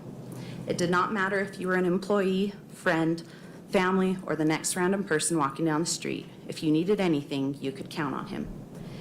She's like, yeah, she's got her halo on for this one because it was a bail hearing. And she was begging for the judge to let her out. She doesn't like it. And she had multiple bail hearings. So it was also called a detention hearing. Bail hearing. And in one of them, her hair was like all messy and she had like this gray shirt on and she was like crying, no, don't deny me that, I want to come out. So yeah, I think this was the first bail hearing, because it was June 12th, 2023, right? She was arrested May 8th. So, yeah. Stefan said, I think Kouri thinks with her mouth. Mentis mouth. She does indeed, yeah. Truly cared about each person he met. Eric loved fully, laughed loudly, and lived life with reckless abandon. He enjoyed great adventures to far-off places, but also cherished the small and finer things in life. No obstacle was too great for Eric. He simply viewed each one as a challenge. No peak was too high, and the next adventure was always just around the next bend. Words cannot describe the loneliness and loss that is felt in every heart that was lucky enough to know him. Eric was such an inspiration and role model for us all. His loss has created a Grand Canyon-sized hole in this community. Except instead of taking millions of years to slowly form, our worlds change overnight. His 3 boys' entire worlds and their perspectives on life changed. None of our lives will ever be the same. Eric died under horrendous circumstances. I am tormented at the thought of what he endured. I play it out in my mind. I go through the terrible sequence of events. I wonder when he realized he was in mortal danger. I wonder what Kouri may have said to him in his last moments. How long was he conscious, knowing he would die? Where were Eric's boys when all of this happened? Did they hear Eric's body fall to the ground? Did they catch a glimpse of their father taking his last breath? It's torture to think of. Why did Eric lose his life? Why did the boys lose their father? Was it because of Kouri's greed and desire to get life insurance and other assets? If so, that is abhorrent. Hi, Kouri. She's pulling a Brennan Banfield here. You know, give me the tissues. Her attorney. Oh, okay, cue the tissues. Wipes, no tear. No tear at all, right? I don't think we've ever actually seen a real tear from this one. How could anyone value life, human life so cheaply? I cannot comprehend it. I'm overflowing with grief and pain at the thought that Eric meant so little to her. If Eric had died because of an illness, he would have been cared for. He could have looked after him and been with him. If he had died because of an accident, people would have tried to help. There would have been kindness. But there's no comfort to be had here. There's no consoling thought in the way Eric died. In his last moments, after being intentionally poisoned, he was faced with betrayal and terror. The thought of it is unbearable. I am haunted by the horror of it. This last year has been a living hell for our family. We have watched as Kouri has paraded around portraying herself as a living widow and victim while trying to profit from the death of my brother. Both by trying to profit from a book about his death and trying to get life insurance and assets that should go exactly where Eric wanted them to his boys. Immediately after Eric was killed, Kouri told us she could not help us get anything ready for the funeral as she was too distraught with grief. We shortly found out that was not true at all. In fact, she pulled herself together enough to go close on the purchase of a $2 million home, hire a real estate agent, hire an architect to create CAD drawings of the home, hire a lawyer in order to file a lawsuit on Eric's trust, hire a locksmith to come break into and clean out my brother's safe, and attempt to have Eric cremated. She mustered up the strength and resolve to do most of this within 48 hours of his death. Yeah, remember that as well. That Kouri and her mother were like, oh no, Eric, yeah, he said he wants to be cremated. And he never said any such thing. In fact, in his will, he said he doesn't want to be. He wants to be buried. Then he was buried next to his mother. His mother passed away from a fungal lung infection, and Kouri was sick enough to tell Eric's dad that, oh, Eric died from the same thing your wife died from. So many things we forget, hey? Along the way, that's like, oh, my word, I forgot about that. Kouri assaulted me. I will never forget the look in her eyes when she attacked me that Sunday morning. It was early and had been snowing most of the night. I was just getting ready to leave and heading out to the car when I saw a locksmith in Eric's detached garage starting to drill out his gun safe. I asked Kouri multiple times why we could not just call my dad for the code. I could not understand why she was breaking into and ruining Eric's safe. To this, she screamed at me at the top of her lungs, called me some inappropriate things I cannot share with you here, and then told me to get out of her house. It was then that I told her that she could not kick me out of my brother's house. My sister Katie was now the executor of Eric's trust and estate, and just like Eric, she would not want the defendant breaking into his gun safe. Kouri looked at me with pure hatred and rage. I was messing up her plan. I was getting in her way, and because of that, she attacked me. She punched me in the face and neck multiple times. It took 4 people to pull her off me that day. Before the funeral, Kouri opened a bank account and asked everyone that was grieving to send her money instead of sending the family cards and flowers. It was not even 2 weeks after Eric's passing that we were told she had taken down all but one photo of my brother and removed all his clothing from the house. What? I'm telling you, man, Kouri she reminds me so much of Brendan Banfield. He was convicted. He's yet to be sentenced. May 7th, right? I think so. Still coming up. Okay, anyway. Wow, removed all of Eric's clothing, hey? So she was grieving so much, you guys. She was so sentimental. Just got rid of everything that belonged to Eric. Okay, then. Kouri put together a golf tournament in Eric's name 2 months after his death on what would have been his 40th birthday and told his family, all of us, that we were not allowed to attend. Since Eric's death, it has come to our attention that Kouri took out multiple life insurance policies on Eric without his knowledge. It appears that she forged his signature on various documents, assigned herself as Eric's durable power of attorney, inappropriately diverted money from his business to herself, and assigned herself as beneficiary of Eric's portion of our mother's retirement account. What? Oh my. For anyone who can't see the banner, let me move it down for a moment. You see it? You see it? Jury's on lunch until 1 p.m. Mountain Time. We are rewatching a detention hearing. June 12, 2023 is when it happened. Why? It's better than looking at the wall.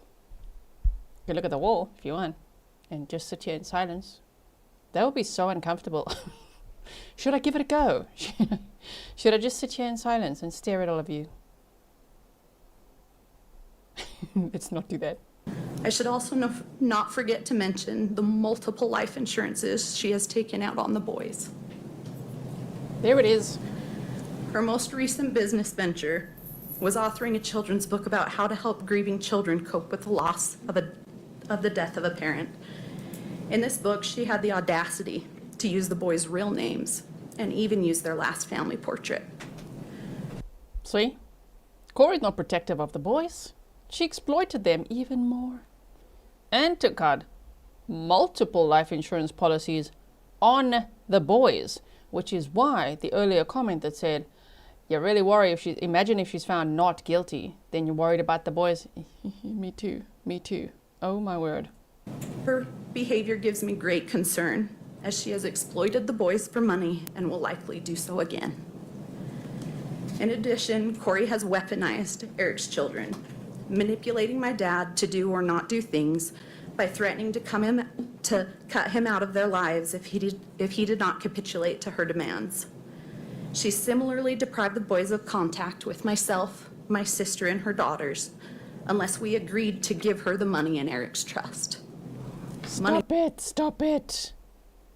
Oh my word. Kouri's like, you know what? You can't see the boys. She weaponized her own children. Really? You alienated them? When they needed all their family after their father passed away? But then you're like, yeah, I wrote like a grief book to help them cope. You didn't write it either. You got a ghostwriter. And then you told your brother, I want to sell 100,000 copies. And I can make $5.95 per book. Like, what the hell, Kouri? Multiple life insurance policies on the children. Isolating them. Telling Eric's side of the family, you can only see them if I can have the money. To the trust. Wow. That Eric wanted to go to his 3 children. As if that were not enough, I've been told that Kouri started telling their 3 little boys that none of Eric's family or friends loved them. She apparently told them none of us cared for them or wanted to be around them, even though that is the exact opposite of what was happening. We all want nothing more than to be there for those 3 little boys, my nephews, yet Kouri has made sure to cut us out of every aspect of their lives. This is all just a brief summary and the start of what our family has been through over the last year.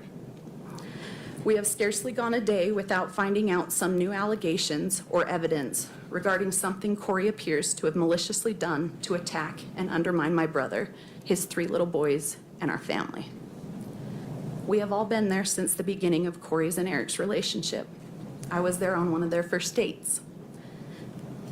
We were there at the wedding. We were there when each of the boys were born. We have been there for every birthday party, school graduation, and rodeo. We welcomed her into our family and treated her as one of us. Not only did she betray our brother, it feels as though she has murdered and taken away a part of our souls as well. Because of her actions, there has not been a day that has gone by we have not lived with paralyzing anxiety and fear, worrying for the boys' lives as well as our own. I may be naive, but I never knew evil like this existed. If Kouri was in fact willing to kill Eric for money, who's to say that who would be next? Literally, who would be next? She didn't even protect her kids in the house that she was still entitled to live in. The house just belonged to the trust, but she could still live in the house. Wow. Didn't clear out the THC gummies. The baggie of hydrocodone pills. Didn't protect the kids there. In fact, alienated them. Wow. Okay. Terrible, terrible. Kouri was in a desperate financial situation when Eric was killed, and that situation seems even worse now. We understand that she has defaulted on loans and is already a defendant in other lawsuits based on her financial misdeeds. I am truly concerned that she will stop at nothing to dig her way out of the problems, including murder. She seems devoid of moral sensibility, and there is no telling what she will do if she is released. Judge Mrazek, her fate lies in your hands. Please do not allow Kouri to use the fraudulent life insurance proceeds to get out on bail. That would be morally reprehensible. Please do not allow Kouri to take advantage and make a mockery of our justice and legal system anymore. She has done enough.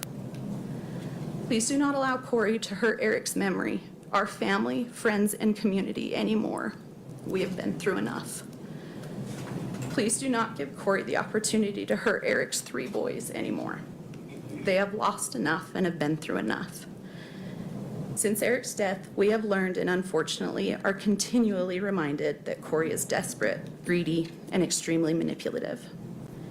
If she gets out on bail, I will be afraid not only for my own life and those of all of my family, but most importantly for the lives of Eric's 3 sons. Our family has already suffered enough. Please do not let Kouri out on bail where she will be a risk to do further harm. Please protect what Eric put his life on the line for, his 3 boys. Thank you. Okay, so that was that. Wow. So if you've never seen that, now you've seen it. And now I wanted to go over this one more time with you. Hold on. There should be a good copy. I don't understand why people are coming in here saying you don't understand why we're watching this. We're on a break. Do you want to stare at the wall with me? Or do you want to keep your mind active? And we watch and listen to things together as we just wait for the court to come back. I would love to just teleport straight to it, but unfortunately there were so many, even though we started 45 minutes late, and I chipped in. Yeah, there were so many breaks today, and there's a 90-minute lunch versus a 1-hour lunch. So now we have still about 17 minutes to wait for them to come back, okay? So, I want to now go over the 911 call with you again because I have questions. Who is talking in the background? Do we know that yet? I'm just like, but there were people in the background. Who was that? Anyway, so let's just go over it one more time together. Kouri's 911 call. We can go over this one more time. If you're not interested, come back in 17 minutes. How about that? Come back at 15. 1 p.m. Mountain Time, okay? So, no one's forcing anyone to be here. But I love it that you're here. Thank you for being here. Okay. So, let's put this up. and have a listen. Thank you, Your Honor. Your Honor, the state moves to admit and publish State's Exhibit 2-40D, the 911 call. Any objection, counsel? No objection. Okay. Scott, let's give this a try.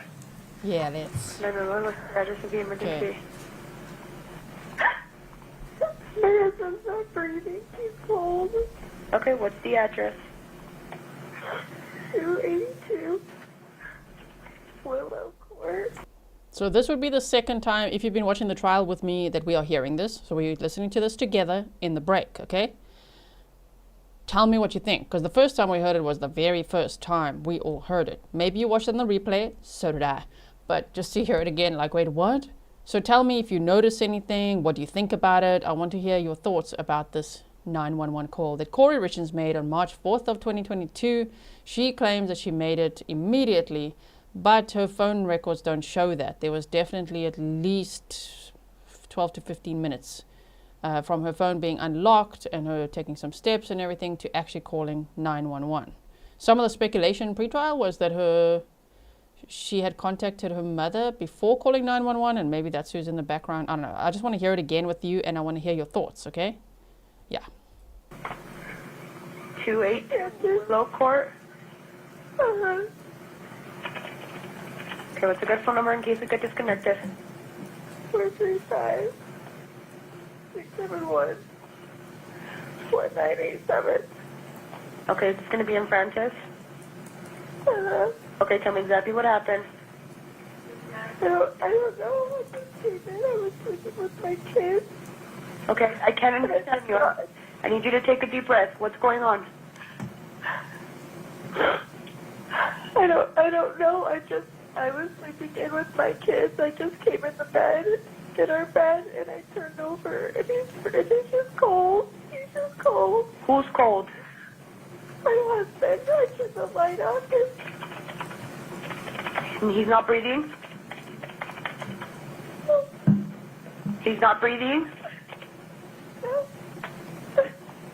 I need you to confirm it for me. Is he not breathing? No. Okay, can you do CPR? No. I don't know how. You don't know. I'm going to tell you how to. Are you willing to do CPR? Yeah. Okay. If there's a defibrillator available, send someone to get it now and tell me when you have it. No, there's You have one not. available? Okay. I'm sending the paramedics to help you now. Stay on the line and I'll tell you exactly what to do next, okay? Okay, are you right by your husband right now? Yes, he's so pale. His mouth is open. Okay, listen carefully. Gonna pause it there quickly. Charlie P456 said, sorry to say this, but waiting to hear the thud if she actually pulled him off the bed. I think he was already on the floor. I also think so. Do you think he was already on the floor? She didn't perform CPR. You can hear she doesn't get out of breath. You don't hear her taking any action. And also, the first responder said when they performed CPR, then there was like a substance coming out of Eric's mouth, which told them she had not performed CPR, right? Okay, so this is, in my opinion, her trying very hard to sound distraught, but it's just not coming across that way. Are you able to lay him on the floor or the ground? On the floor, on the ground? I'm just shaking. I can't touch him. I can't. You can do it. You can do it. You need to calm down, okay? He's yellow. We need to help them. I can guide you through CPR. She says he's yellow and white. And she can't touch him. Can't touch him.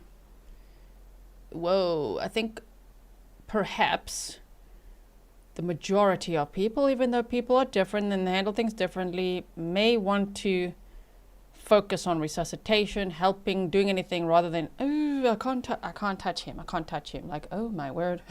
Pernille said, this 911 call infuriates me to no end. PR. Take a deep breath for me. I'm here with you.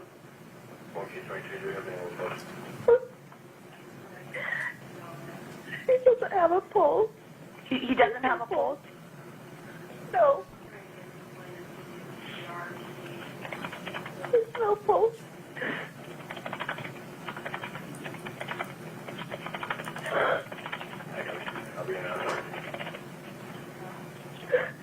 Okay, I'm here with you.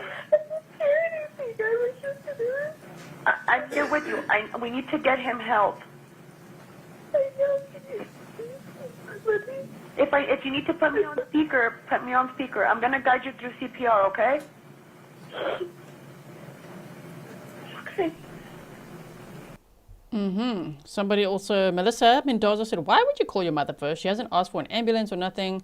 Like if the operator had a magic ball. That too, just like one might expect someone to say, please, I need help. My husband's not breathing. Please send an ambulance, right? There's none of that. There's no pleading to save his life. There's just that he's yellow and white and not breathing and no pulse and all of that. And it doesn't sound like she wants to do CPR, and she didn't do CPR.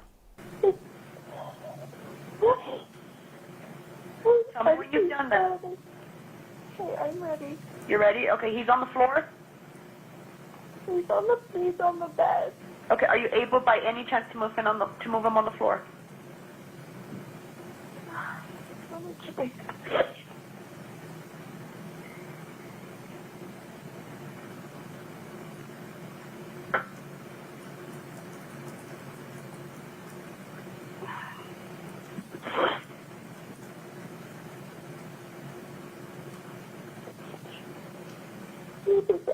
Spots on it. I don't know what's happening.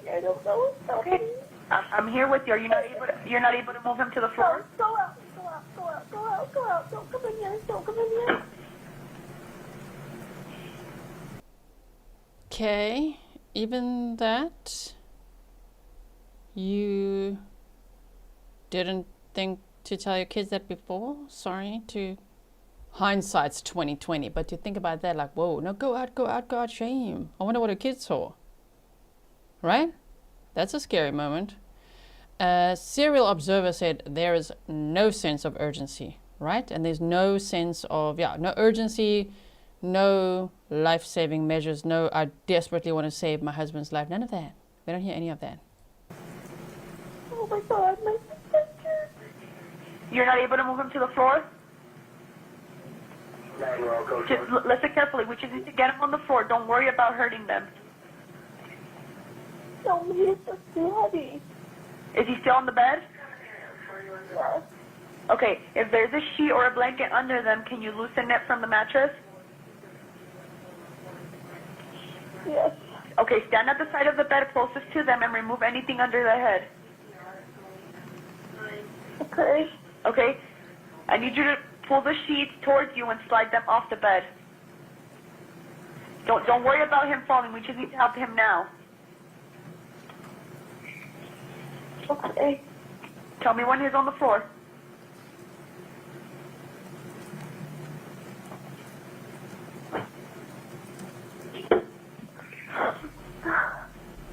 There was a bit of a sound there, huh?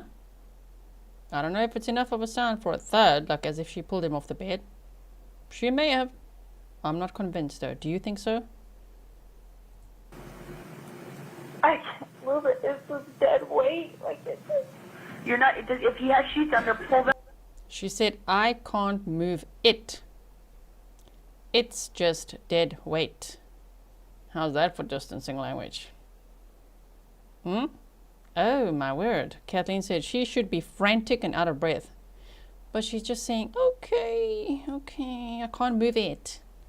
It's just dead weight. Ooh, that's eerie. To the floor. Don't worry about hurting him.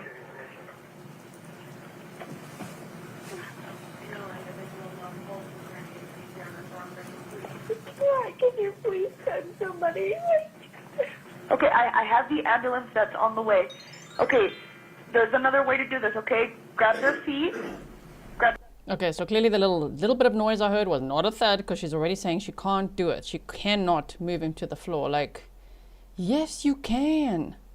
What are you doing, Kouri? Spring into action. But you don't want to, huh? You don't want to. You're like, just send somebody. I'm a damsel in distress. Right. His feet. Slide them towards you until they're just off the bed. Okay. How old is your husband? 39. 39? Yeah. Okay.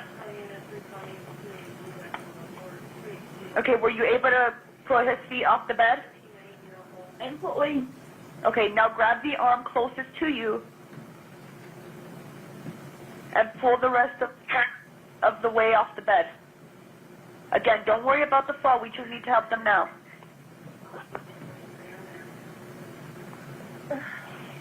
I have the ambulance on the way. I just need you to do this, okay, so we can get the help for him. Okay. Once they arrive, they'll take over. We just need to start CPR now. You are doing great, okay? I just need you to get him on the floor. Okay, he's on the floor. You got him on the floor? We didn't hear any thud, huh? No sound. I don't know. It sounds like he was probably already on the floor, right? Cassie Phillips said, yeah, 39-year-olds don't just stop breathing for nothing. Yeah. Okay, listen carefully, okay? Make sure that there's nothing under his head. Is he laying flat on his back? Yeah. Okay. Okay, just listen carefully and I'll tell you how to do chest compressions, okay? Okay. Place the heel of your hand on the breastbone. This is in the center of the chest, right between the nipples. Okay. Put your other hand on top of that hand. Okay. Okay? Start pumping the chest hard and fast, at least twice per second, and 2 inches deep. Okay. Okay, start counting out loud so I can count with you, okay? We're gonna count 1, 2, 3, 4, okay? Let me know when you're ready. Okay. 1, 1, 2, 3, 4. 1, 2, 3, 4. Count out loud so I can hear you. I'm counting with you. 1, 2, 3, 4. 1, 2, 3, 4. 1, 2, 3, 4. 1, 2, 3, 4. 1, 2, 3, 4. 1, 2, 3, 4. 1, 2, 3. Can you hear Kouri working hard in the background there? Any heavy breathing? Any hard work? Because it's not easy to do CPR. I don't hear anything, right? Okay, so SC Lady said here the thud. Zenjen Art also said. Tracy Priest said there was a thud. Okay. My ears are not the best, so I didn't hear enough of a thud that I think a whole man was pulled off a bed, but maybe. I mean, maybe he was in the bed, and maybe she did pull him off the bed because he was on the floor when first responders found him, right? 4. 1. If it's easier for you, am I on speaker? Yes. Okay. 1, 2, 3, 4. Do you know if the front door is open? No, it's locked. It's are you? I need you to go. Is there anybody else within the home, or is it just you? It's all my kids. Okay. Are one of them old enough to go unlock the door? Yeah, it's unlocked. She said, no, it's locked. Hold on. And then just less than a minute later, okay, it's unlocked. Yeah, you were not performing CPR, huh? You were not helping at all. It's unlocked now? Yeah, he's here. He's there. Okay, you need to keep doing CPR.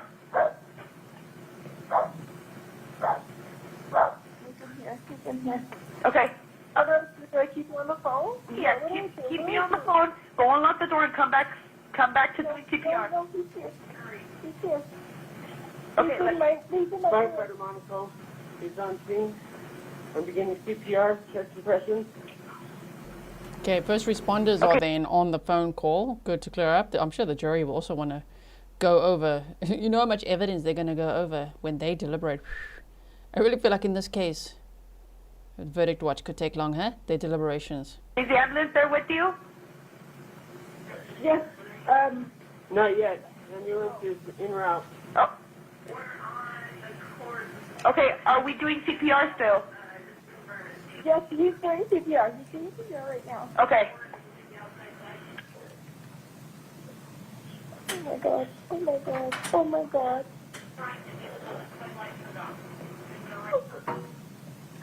What kind of vehicle do you have outside? Me? I don't have a vehicle outside. White Toyota 4Runner.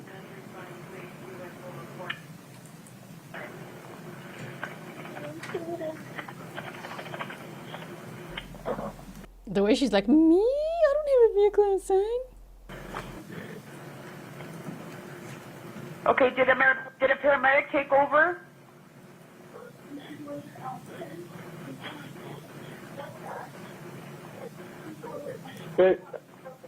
Paramedics haven't arrived yet. We're in the back. We're in the back bedroom. Yeah.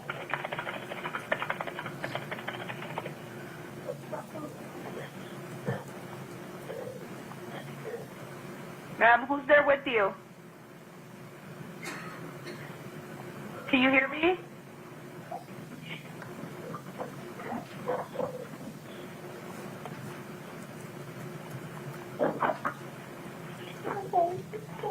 Okay.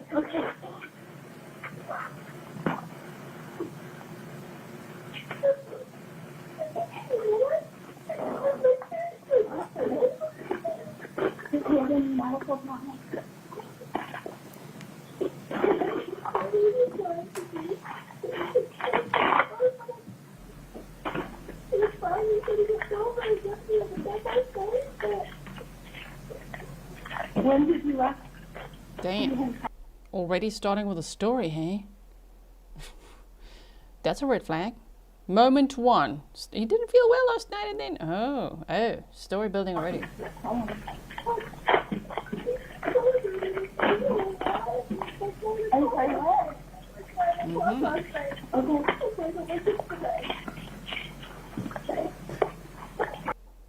Okay, and that's where it's clipped until, which is perfect timing for us, because now the court should be back.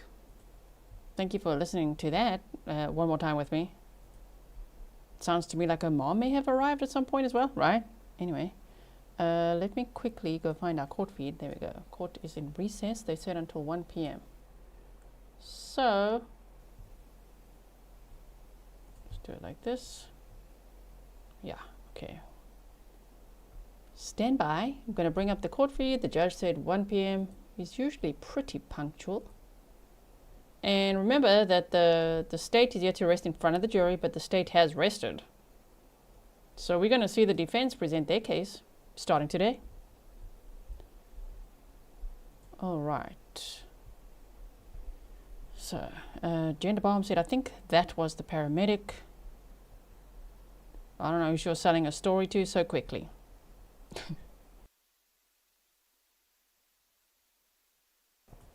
Queen Janine said, I've done CPR twice and it's not easy. I wouldn't even be able to have a conversation. I don't think with a dispatcher I knew how to do CPR, so I wasn't on the phone. Sorry to hear that. Hope it worked out okay, right? Okay, they're still on lunch, so hold on. They're coming back at 1 p.m., which is actually now. There we go. And let's see who the defense is going to put on. Who do you think they're going to put on first? I don't have a witness list for them. Not every case provides witness list to the public, so I don't have that. But I think that I'd read somewhere that they plan on having about 14 witnesses. I think, and tell me if I'm wrong, especially if there's lawyers in the chat, Kouri's mother's been sitting in the courtroom. So that surely means that they're not going to call her, right, to testify? The defense is not going to put her on the stand? Yeah. Okay. Let's see. Just Susie said, Kouri's face looks bruised. Do you see that? Do you mean like in the courtroom? I don't see that. People have been saying that since day one. I don't know. I just don't see it. Sorry about it. Thank you for your sticker. Katie K said, G, based on the evidence presented at this point, do you think the jury will find her guilty? Happy belated birthday, Pisces. Sister, love your channel. Thank you so much. Based on the evidence presented at this point, do you think the jury will find her guilty?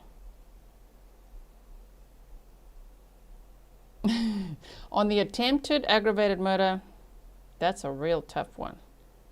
On the other charges, like the aggravated murder, I do think so. I do think so.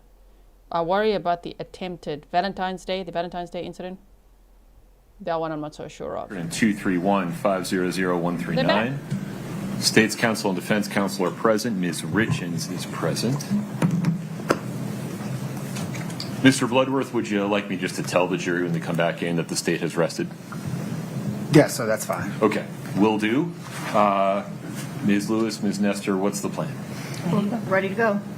Who's defense counsel's first witness?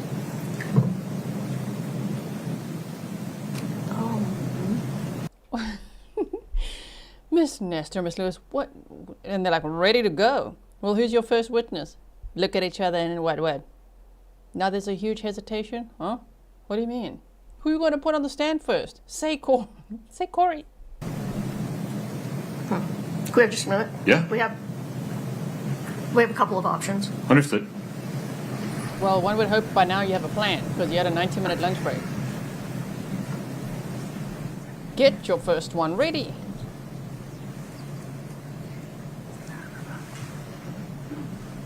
Stefan said, didn't I think about it? It appears not. Don't you just love how they said ready to go? The way that they said it? And then, okay, judge pulling teeth. So who's your first witness going to be? What? Okay, wait, we've got a few options there, Judge. Let's just talk about it. Okay, we have half an hour. Hopefully not. You don't want to.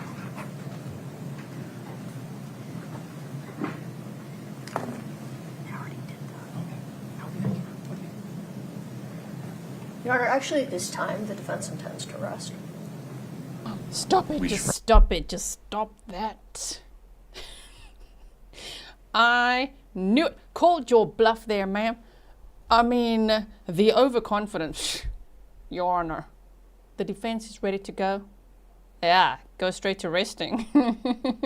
Who are we gonna put on first? We have a couple in the wings. We got a couple of witnesses in the wings. No, you don't. Clearly not. Your Honor, actually. Okay, we plan to rest. Damn. Oh my. Closing arguments, let's go. Can we be on verdict watch tonight? Okay, sorry. Probably do that in front of the jury, yes. Right? Okay. I agree. I just want... Kouri, I'm telling you, you wore the perfect shirt today. You chickened out of the earlier option for Norris, Savage, Bond Savage, whatever his name is. Okay, that guy, and also the Hayden Jeff's testimony to come in. Chickened out, dressed like a little chick, and now you're chickening out of taking the stand. So I guess we could end the poll. Let's see what you guys said. Do you think the defendant will take the stand? 29% said yes. I would have been with you guys. Don't worry. 71% said no, definitely not. I want to make sure you've consulted with your client about this. Absolutely. Is now an appropriate time to get a waiver of Ms. Richins' right to testify on the record? Yes. Yes, you can. Okay. You've consulted with Ms. Richins about her, or advised Ms. Richins about her right to testify, correct? At length. Okay. Ms. Richins, may I ask you two direct questions? Yes. Do you understand that you have the right to testify at trial? Yes, I do. Are you following your attorney's advice and waiving your right to testify at trial? Yes, I am. I accept your waiver. I find it's knowing and voluntary. Yep. Okay, thank you. Anything further on? If I could smile bigger. Kouri, look, the burden's on the state, okay, to prove their case. The defense does not have to put on a case. However, the jury's only human, hey, if they're like, you're not even going to put on a defense? I don't know.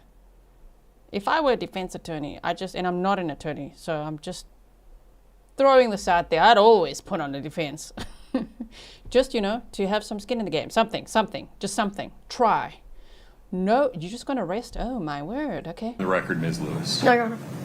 Mr. Bloodworth, how would you propose we proceed from here for the rest of today? So let me backtrack a little bit on your earlier question. I think I should then rest in front of the jury. Understood. The defense can then rest in front of the jury. I think then for the rest of today, and I propose tomorrow, the court recess, and that we begin Yes. The parties can work on jury instructions. instructions perhaps today or tomorrow, but then we instruct and close on Monday. My face is not telegraphing any opinion one way or the other. I'm just waiting for a response. I don't think we have a problem with that. I thought, we were thinking it might make sense to get the jury instruction conference out of the way, and then... I agree with you. May we do it tomorrow? Give the counsel, both sides, a chance to talk to each other about any additional instructions you think might be necessary, narrow any differences or discuss any differences you have regarding any of those, and we can have that conference tomorrow. Yeah, yes, that's fine. Okay. So we'll talk about scheduling about that. Just want to make sure we're all comfortable with the jury being out in the wild between now and Monday morning. Yes? Yes. Yes, sir. Okay. Okay. All right. Are we ready for the jury? Mr. Bloodworth? Yes, sir. Ms. Lewis? Yes, sir. Okay.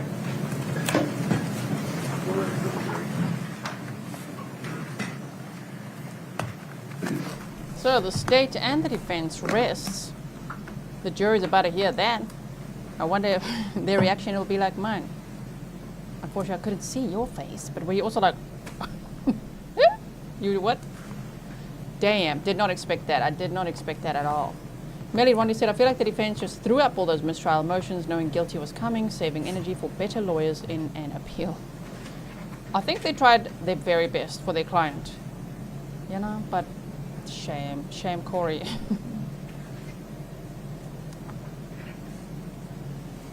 Yeah, Stefan's like, jurors, don't go binge watching GTC over the weekend.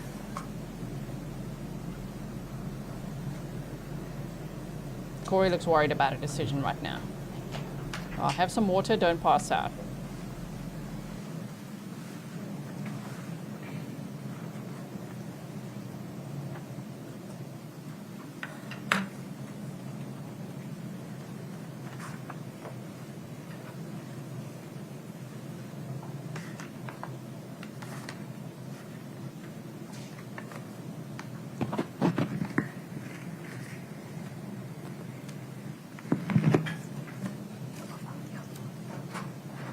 All rise to the jury.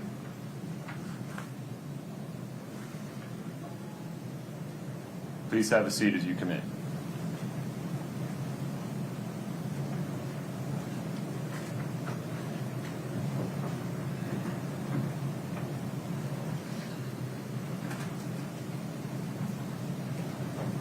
Have a Jury seat, has thank you. no idea what they're about to hear. Mr. Bloodworth. Your Honor, the state rests its case. Very good. Ms. Lewis. Your Honor, after consulting with our client, the defense rests. Understood. Thank you. Ladies and gentlemen, there is some legal work that I need to do with counsel in this case to get from here to the next stage. Rather than use your time inefficiently with you in the courtroom, we're going to do the following. We're going to recess for today. You will be on your own in the wild between now and 8:30 a.m. on Monday morning. I cannot emphasize this enough. Between now and 8:30 a.m. on Monday morning, please do not say anything about this case to anyone.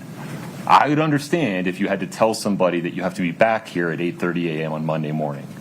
Other than that circumstance, please do not discuss this case with anyone. Do not allow anyone to attempt to talk to you about it. It will take affirmative effort and diligence. I need you to use that same affirmative effort and diligence to make sure you avoid watching, listening, or reading anything about this case from any source whatsoever. And please do not do any search, research, query, anything of any kind between now and 8:30 a.m. on Monday morning. Please travel safe. Enjoy your weekend. I'll see you at 8:30 a.m. on Monday. Please rise for the jury. The jury's probably like, ooh, going home for a long weekend. Kouri looking very worried now. I told you yesterday, Bang Brook this one, even though I still thought she'd take the stand. Bang Brook means scaredy pants. She's scared. As she should be. Walk the dog All right, later. folks, have a seat. May I propose the following? That counsel have an email exchange or a phone call, say 4 p.m.-ish today, about the state of the jury instructions and whether you think there need to be any additions or amendments. And then, to the extent there are, please send me an email or file something in the docket and let me know that you did. And then what time would you like to get together to talk about the instructions one by one tomorrow? 9:30? Do you want to do it a little later just so I have time to look at whatever happens? You suggest? Late as possible. Want to do it at 1? Yes. Sure. Mr. Bloodworth? Sure, sir. All right. So you're all at least going to compare notes by the end of the day today. And if you file anything additional, you'll let me know by email. And I'll plan on being back on the record with you all 1 p.m. tomorrow. Mr. Bloodworth, anything else today? No, Your Honor. Ms. Lewis? No, Your Honor. Okay. Ms. Richins, 1 p.m. tomorrow. The court is in recess. Thank you. All rise. Yo, yo, yo. That's a South African thing we say. Hey, when you go yo, yo, it means that's hectic, that's wild, that's just like shock. Okay. What just happened? I did not see the day going like that. Who knew that's going to happen today? Not only that Kouri will not testify, but the defense is just going to rest.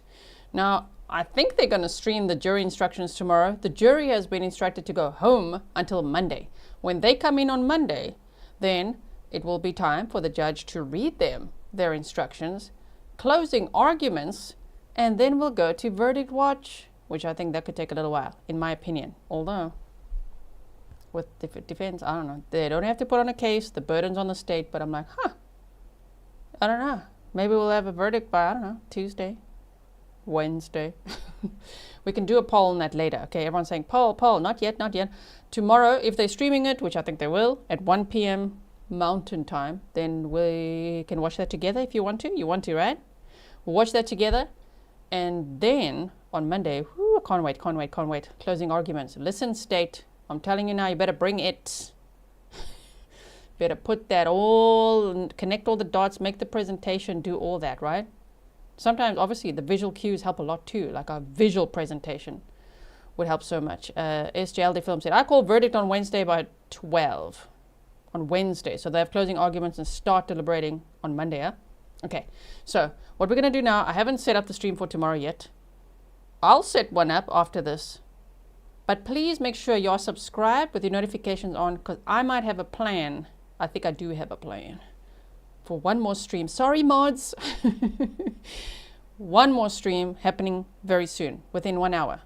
I want to watch the sentencing of Jarvis Butts with you. I cannot wait. And apparently there was a lot of drama in the courtroom. So I'm just going to go make the thumbnail, set up that stream, and please join me for that. All of you. Please join me to watch the sentencing of Jarvis Butts, okay, who pleaded guilty to murdering a teenager, Naziah Harris, right? After years of abuse. Okay. And he's the worst. He's abused other children too.